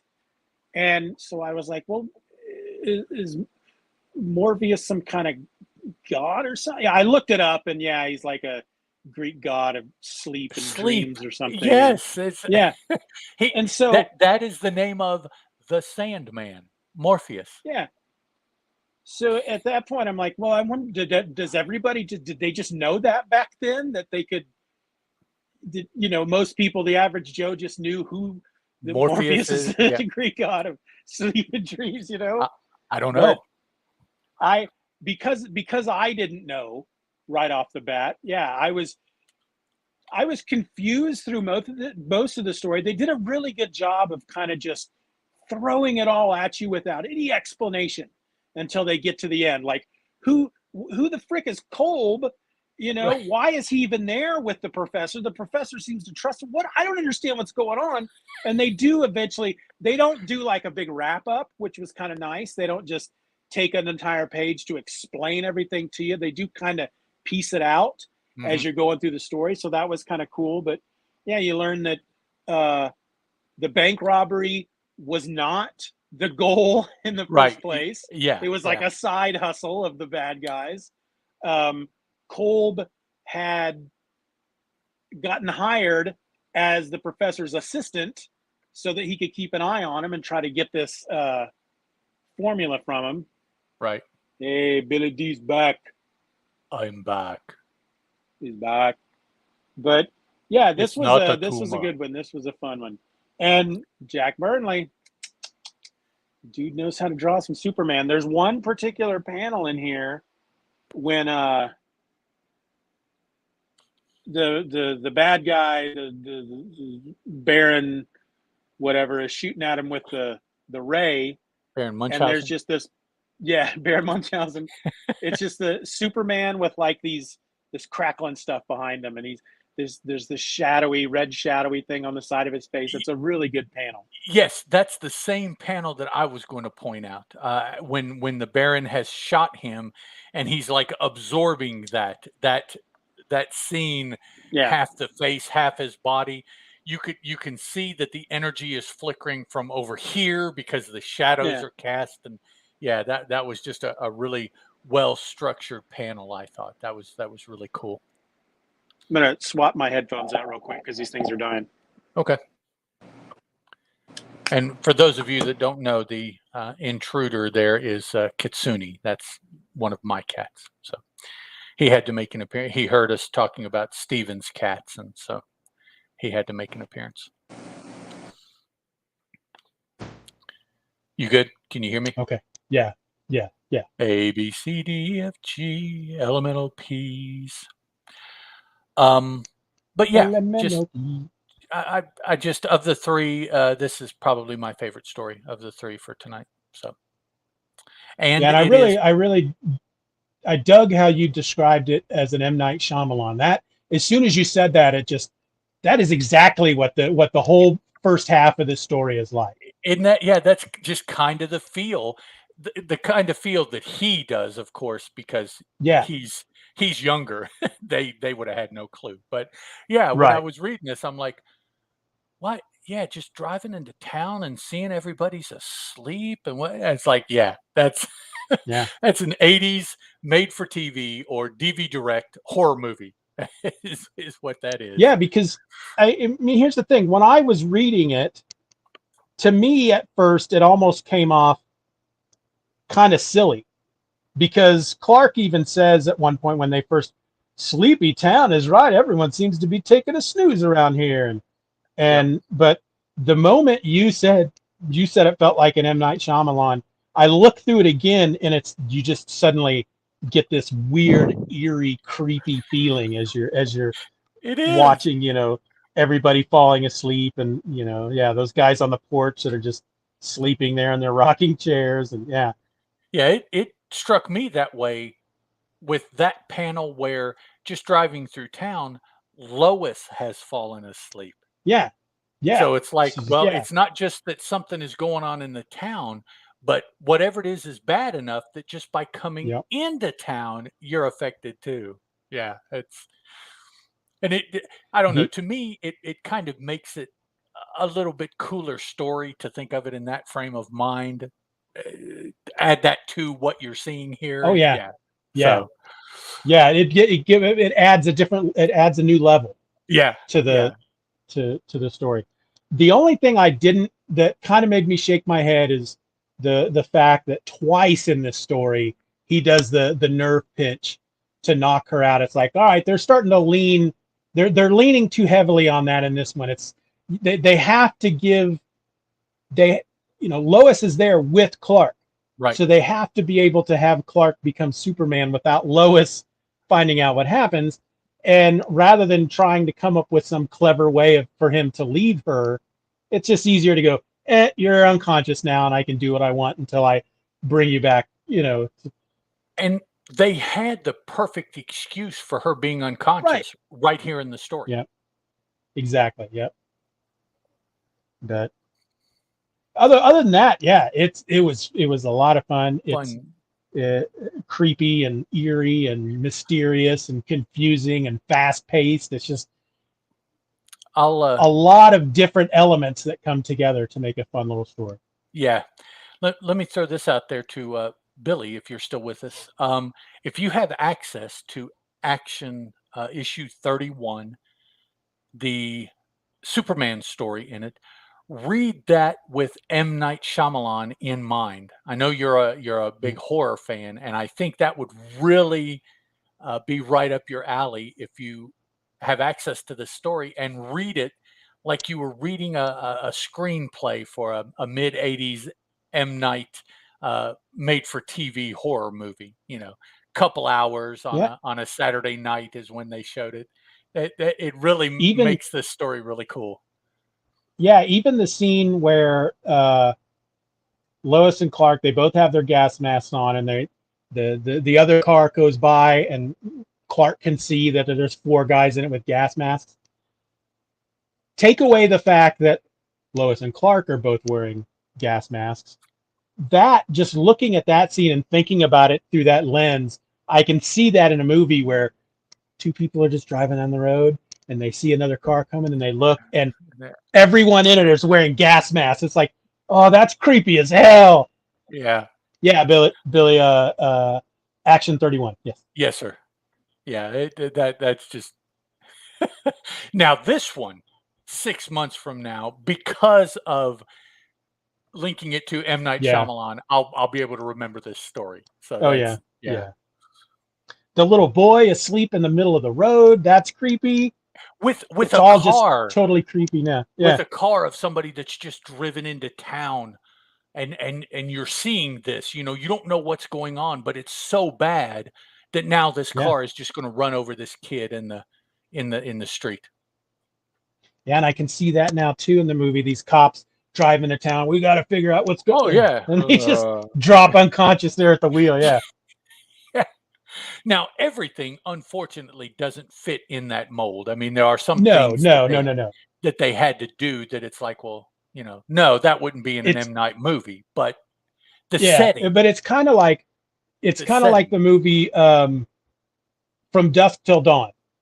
yes, It's it's like the first half of that movie is directed by Quentin Tarantino, and the second half of the movie is directed by Robert Rodriguez.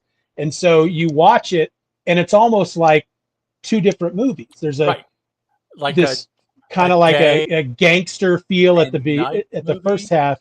Yeah, that's right. That's right. Day and night, And then and then it just gets crazy in the last half. That's kind of what we got going on here.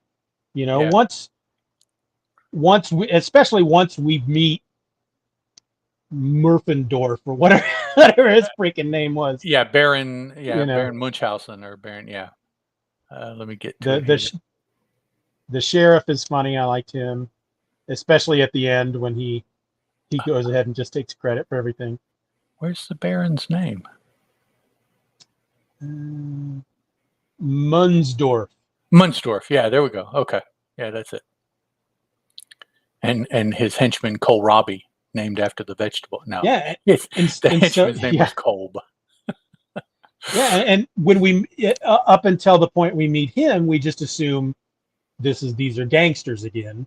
Mm-hmm. But no, he's a foreign spy trying to get this formula so he can do nasty terrorist things, probably. I kind of like it that they didn't pinpoint where the spy is from. He's just a foreign spy. He doesn't have to be from anywhere. He's just, yeah.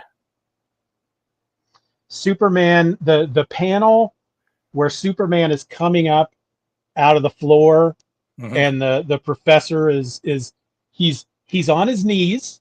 Mm-hmm. He's got wire or something wrapped around his body, so his hands are tied behind his back. Right. And then he's got a freaking collar around his neck with a chain attached to the wall.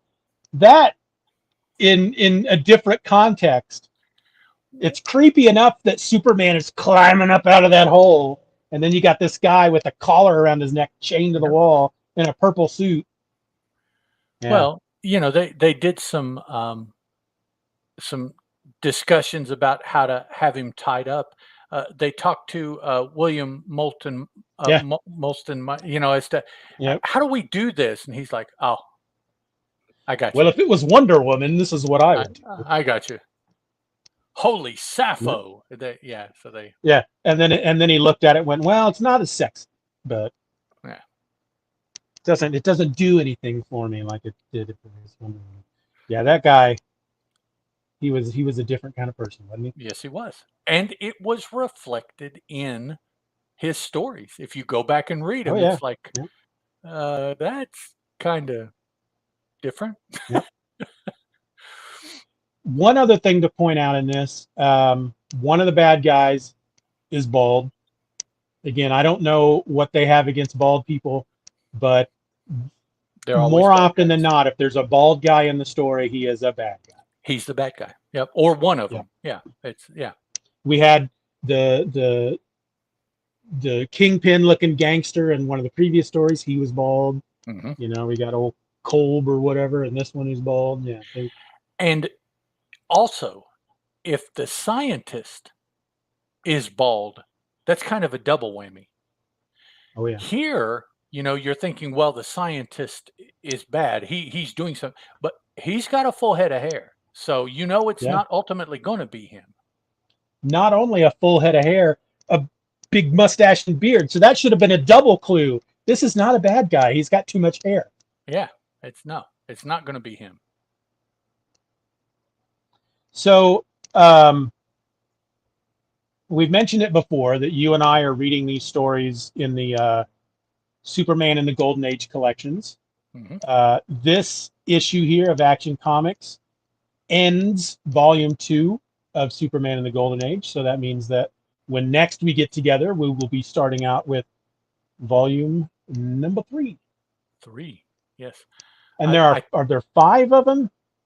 Well, I think there might be 6 now. I think a 6th maybe recently or is about to. Okay. Well, Billy, this head's for you, dog. Yeah. So there you go. Yep. It's one of the reasons I wear this is to protect that. It's yeah.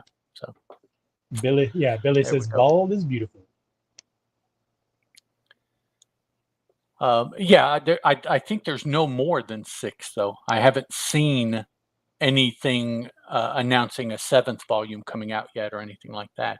But I do believe I have seen a 6th either recently or will be or something like that. I have the 5. I have the first 5. Bald And is not evil, Billy says. So yeah. Bald is not evil. Yeah, I have the That's first right. 5 That's as what well. I don't have 6. That's what Ed and I are trying to say is there for some reason there's a bias in the Schuster or Siegel household against bald people. I identify as bald and I'm offended. That's ultimately the takeaway. Are you both of you are feeling triggered? I am. Yes, I have been triggered. Yes, makes me want to go put on a wig to blend in. Looking at my Comixology library with the 5 Superman in the Golden Age collections, does your 5th one have a completely different trade dress than the rest of them? As far as the cover for the first 3 has a particular Let me look. thematic template. I look at 4. Well,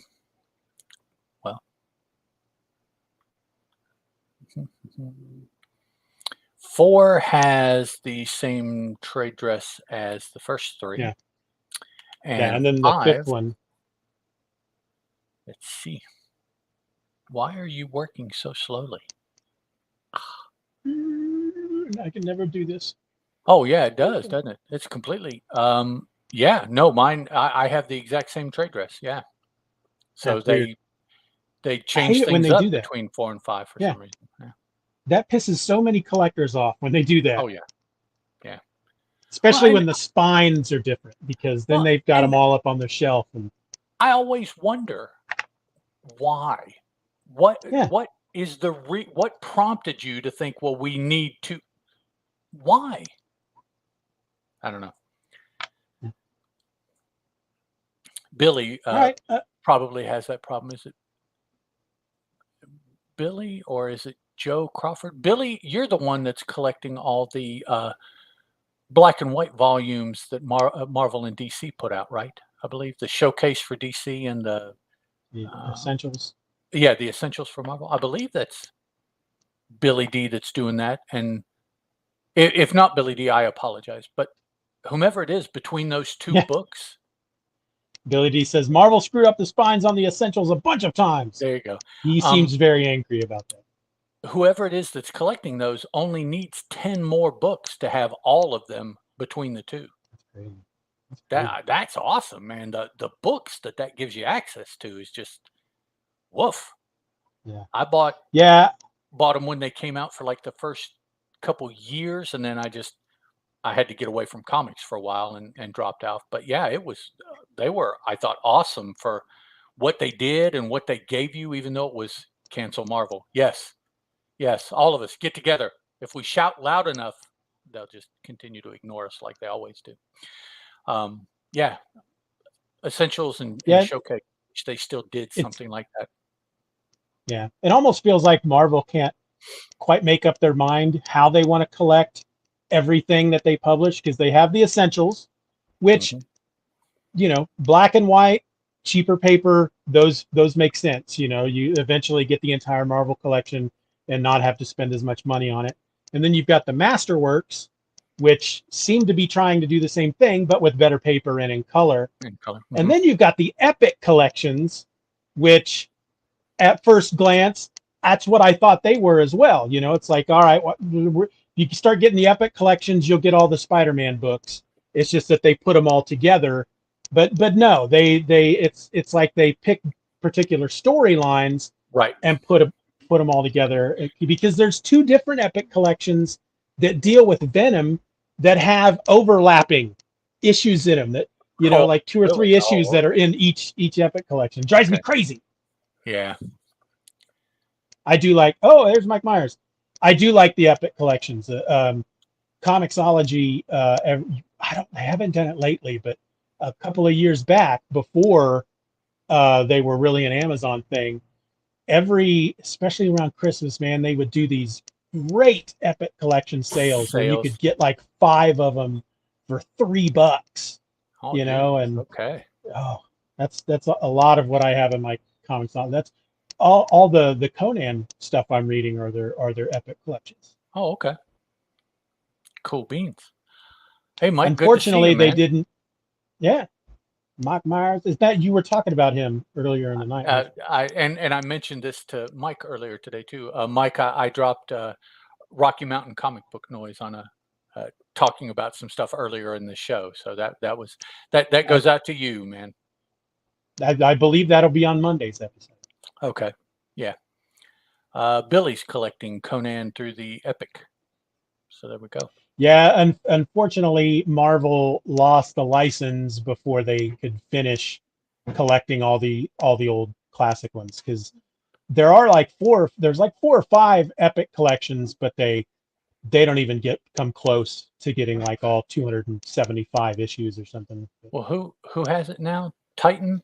No. Titan has it now.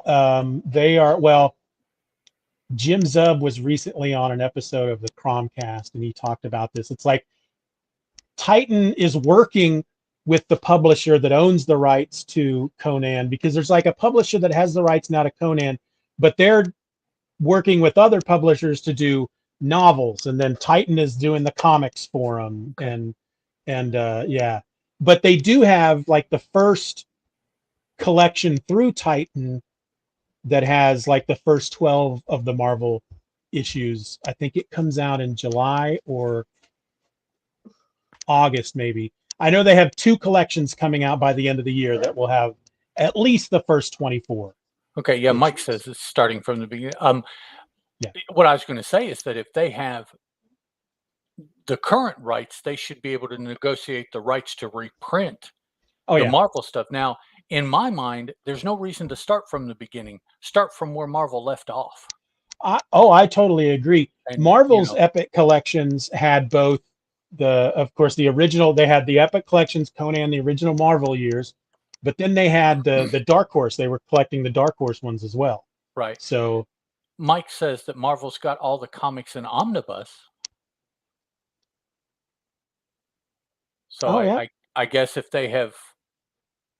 you can get a hold of the Marvel Conan yeah, omnibuses, I guess it's got all of them in there. yeah. You'd have to Okay, go out and find them. they didn't finish the epics. The Omni got Yeah. them all. So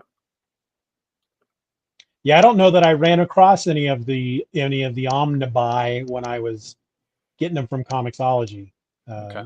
Otherwise, I probably would Do have picked those up. But does Comixology do the Omnibuy, or are they too big, or yeah, something like that? typically they do. Yeah, Yeah, what the magazine? What yeah. is that? Savage Sword, right? Savage. Was that the Yeah, magazine? Savage Tales was the first one. I did a handful of issues of Savage Tales, and then Savage sort of Conan. Like almost Um, 250 issues or something like that in the yeah, black and it's white. crazy, Well, not crazy. all in the magazine format because after a while they Yeah, went down to the comic size, but cool beans. A lot of Conan fans out there apparently. Well, yeah. you guys So need to listen to this man's Conan podcast because if you're not aware of it, oh, way to go, Mike. Cool. Well, you've got all of everything, man.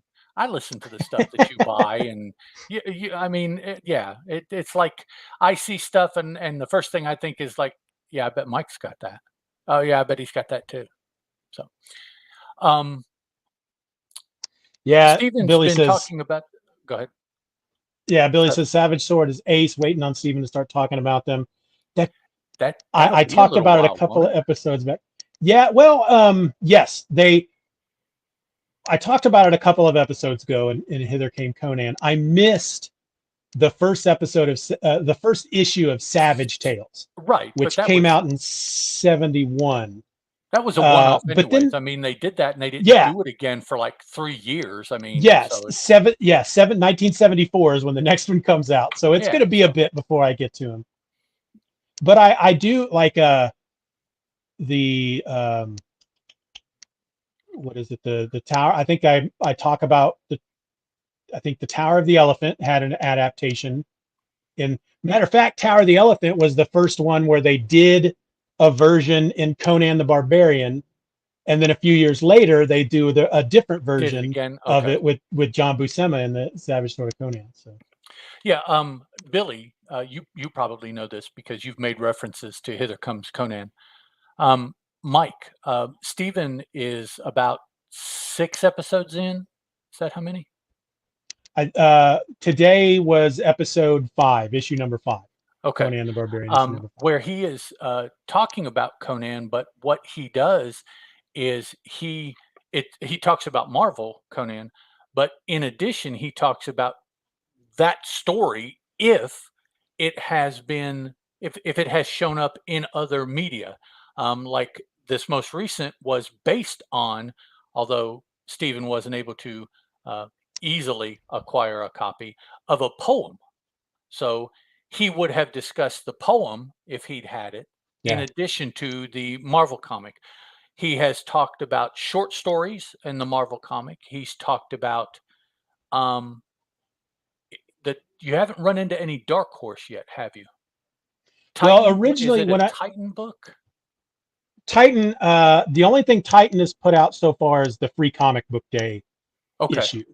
okay, Issue 1 lands in July.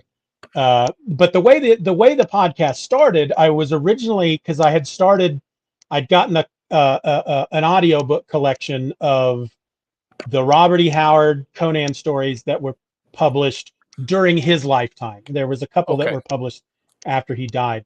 Did you see So Doug? yeah, I've Doug, been really enjoying the thank you, Doug. Conan podcast. Yeah, thanks, Yeah, Doug. That's thank cool, you, man. Doug. But the original idea was, since I was listening to those stories for the first time, because I'd always considered myself a Conan fan, but I read a few of the comics in the 80s, and of course I saw the 2 movies. Hmm. Conan the Destroyer I've probably seen like 250 times. But I was going to listen to the short story that Robert E. Howard wrote, and then go find the comic book adaptations. Okay, Like the first one I did was Frost Giant's Frost. Daughter, Right. which was adapted by both Marvel. Well, it was adapted by Marvel, Dark Horse, and Ablaze. So then Okay. I talked about the adaptation. So I did that with Frost Giant's Daughter, the Phoenix on the Sword, and Scarlet Citadel before I decided I'm just going to start doing the comics in order. And when And I then run into, I think it was issue number 3 was Marvel's adaptation of the Tower of the Elephant, and so then I went ahead and read the Savage Sword of Conan version and the Dark Horse version, and so that's kind of what I'll do for the time being. so basically he incorporates as many of the different adaptations as he can easily get a hold of, and he talks about that Yeah. story. Now it will be as they occur going through Marvel Conan the Barbarian from the beginning. So really, really cool format. I've not run into that kind of format except maybe in like TV or movie talk podcasts where they'll go Yeah. into the other media that it's in. But I don't listen to those because comic books is my thing. So Comic books rule. Yeah, it's been fun. I've the Conan stories are a lot of fun, and I had I'd been listening to the Robert E. Howard versions, and I was kind of like, well, I don't want to listen to one until I get to it in the comics, and then I thought, nah, screw that, I should be listening for the fun of it. So I'm like 11 or 12 stories in on the Robert E. Howard stories. okay, cool. Now if I want to read along, do I just assume that each week is going to be the next Conan issue? Yes, yeah, I'll be Okay. doing So today was issue number 5. 5. Do issue Okay. 6 next time. Yeah, so I'll just be going, and for the time being, I don't have all of the Conan issues. I've got whatever it was that Mike said, the epic collections that they have out. That's what I have right now. So right. Okay. Let's finish up the Superman here before we all right, let's do it. get going too much more. As far as all of you Superman fans out there, thank you for listening to the Conan portion of the episode. The Superman fans, though, we do want to thank you for listening. And until next week on the Superman Super Show, not Hither Come Conan, which is another show. I'm Ed, that's Steven, and this, as we tried, has been the Superman Super Show. Ciao. Bye. Yeah, we need to get Titan and DC to do a Superman Conan crossover. Then we could cross over the podcast. There you go. What would be cool is if somebody decides to offshoot a Red Sonja podcast after you talk about her. Because heck knows there's enough material out there to do a Red Sonja podcast. Oh yeah. I'm really looking forward though to the Titan book, because the guy, the artist that they have on it, Robert Delatorre, I mean, he draws like John Buscema, but it's like John Buscema Conan, but just a little better, which might be sacrilegious, but yeah, it's gorgeous. we all have our tastes. Yeah. Oh yeah. Yeah, and we've always said that when it comes to like Superman, for example, depending on when you started reading, which version of Superman you grew up with, that is your Superman. My Superman is John Byrne, and my Conan is the John Buscema Conan, because those are the books that I read when I was a kid. I constantly go back. I am slowly making my way through as all-inclusive an X-Men reread as I can. And right now I am in my personal prime, and that is when Mark Silvestri was drawing the X-Men. That's the little bit before and the Australian Outback era, and then a little bit after that. And I just, every time I open one and start reading, I'm back home. It's like, this is, it's not reasonable, but this is what comics should be like. People don't know what they're missing. Yeah, it's awesome to sit back and read that stuff. Yeah, I always like when you put one of those posts up on Twitter, because I always go, "Ooh, yeah, I know exactly where he's at." The covers, it just recently started. Marvel Comics Presents and Wolverine's solo story. as well as what is also coming out: Excalibur, X Factor, X-Men, New Mutants. So yeah, I think it turns out to be like it's 89, maybe 88, just going into 89 or a little bit into 89, something like that as far as the year. But it's fun. Yeah. Very, very nostalgic. Very nostalgic. Oh yeah, yeah, yeah. That's when I was really getting into X-Men as well. I mean, I remember my older brother getting the X-Men and letting me read them when like John Romita Jr. was on the book. Yeah. And then of course I've said it before, my most favorite single issue of all time is that X-Men number 205 that Barry Windsor Smith is the artist on. Yep. Never get tired of reading that. Just the X-Men have just had so much good stuff over the years. And a lot of crap. Well, that's because they've been going over the years. Oh yeah. I mean, because they're so old. You've run into everything. But yeah, some of the primo writers and artists have left their mark on the franchise. Yeah, I think when I haven't read all of Chris Claremont's run, but all the Claremont books when he was on the X-Men, those are just great stuff. Okay, Mike, I think the Nuggets are in the finals. So if you're a Nuggets fan, go Nuggets, I think. So I like McNuggets. Yeah, I'm a Boston Celtics fan myself, but I don't begrudge anybody.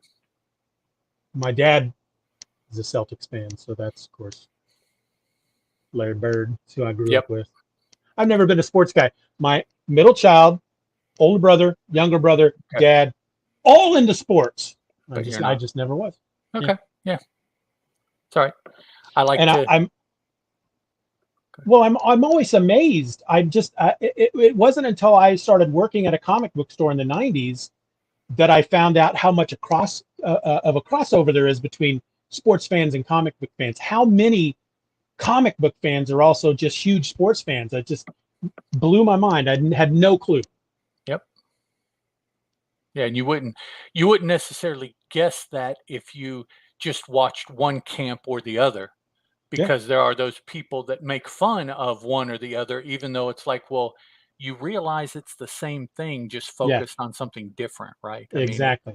I mean, the people are acting exactly the same way. It's a fan, is short for fanatic, which is just in a foreign language is another word for geek. It's the same thing. Yeah. So. Yeah. The one side can tell you who drew a certain issue, what issue number it was, when it was published, and blah blah blah, and all that stuff. Then the other side can tell you how many runs somebody had in a certain year. It's like stats and yeah. That's like a unifying thing, is the whole stats. People who are collectors also love stats. So yeah. And then if you're one of those guys that go to the basketball game and you have your face painted and your chest painted up, that's cosplay for sports. Like a mofo. Yeah, exactly. That's exactly what that is. They'll make fun of people at conventions, but yet they're right in the fan row at a Raiders ball game wearing all this gear. It's like, you're the same people, man. Just take a minute and talk, and you'll find out you're the same people. It's just that at one time, being a sports fanatic was more acceptable to the wide world. Now, being a nerd's cool too. Yep. All right, man. Yeah, You ready to I finish gotta get up early tomorrow. Yeah. Okay. I gotta get up early tomorrow. All right. Take my daughter to work. Oh, loser, work. So that gives you 3 weeks, which 1 week is used up here in just a couple of days. So that's what I'll be doing. I'll get up early, take her to work, come home, start editing, and then hopefully by the time I got to go pick her up from work, that episode will be done. Right now, pretty standard Wednesdays and Thursdays, I'm busy. Okay. Depending on the week, there may be another thing here or there coming up. Like I do know the week of the 16th, which is next week. Friday, I'm busy, and Saturday I'm busy, and Thursday and Wednesday I'm busy. So other than Monday and Tuesday this coming week, my schedule's full this coming week. And and honestly, my schedule is just going to depend on when she works. And even then, if she's working like on a Tuesday night or something, 9 times out of 10, I could still record. My wife would go pick her up. But just going to depend on how she's being. Yeah, just whatever. But yes, Billy, I know I've got it on my schedule, man. I'll be there. We just bumped from 4 to 6 issues, so that somebody could finish the trade. So you're a podcast whore, you know that? This week, Wednesday, Thursday, and Friday, we're all scheduled up. Yeah. Is that what you like? You like talking about these other books? And then actually tomorrow morning, I was thinking about maybe sitting down and doing some solo stuff of my own. I don't know if I'm that motivated yet or not, but I might add that to it. I read the final Secret Wars 2 episode today, so I'm going to start. Okay. Where are you going after Secret Wars 2? Legends over at DC. You going to take a break? Yeah. Oh yeah. Because I want to take a break and start getting caught up on the Dutch Superman. Superman. Okay. Yeah. Gotcha. Yeah, and I still need to finish getting that episode of Just Another Fanboy we did. Right. That put together. Well, it's there. So I mean, it's amazing how time slides away from me sometimes. Yep. And I swear that the older that you get, the faster time truly does move. I'm not sure how that fits in with younger people who time crawls by, but I know that for me, time is just shooting. So I don't know. Good Lord, Billy. Yeah. Now this is a podcasting fool right here.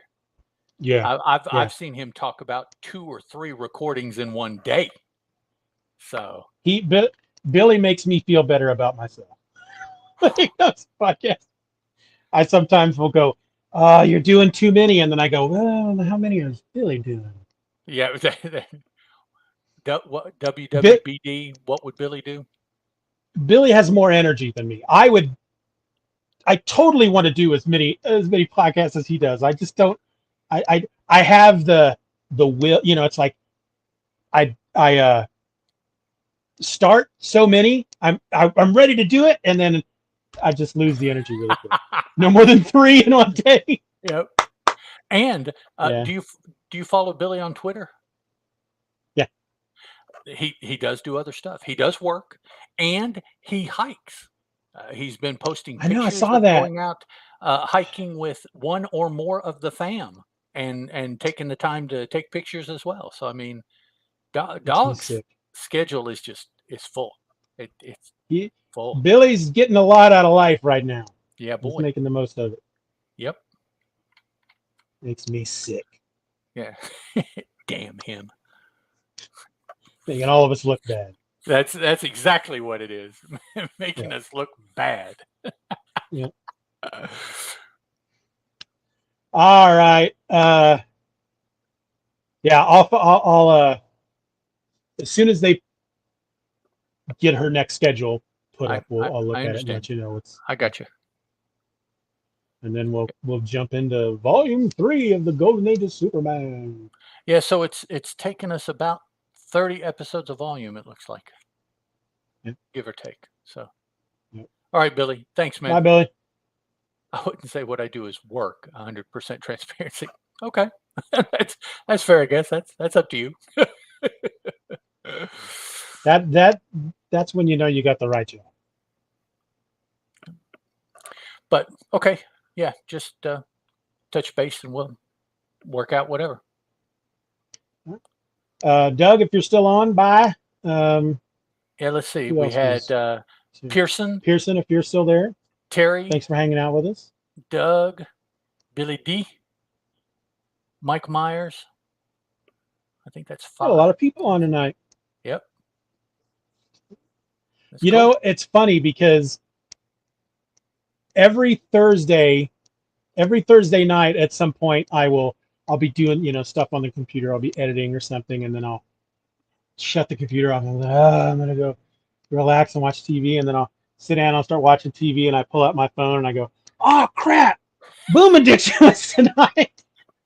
And by the time I realize it, it's like 2 hours too late. Yep. You guys are done. Every, you know, every so. Thursday.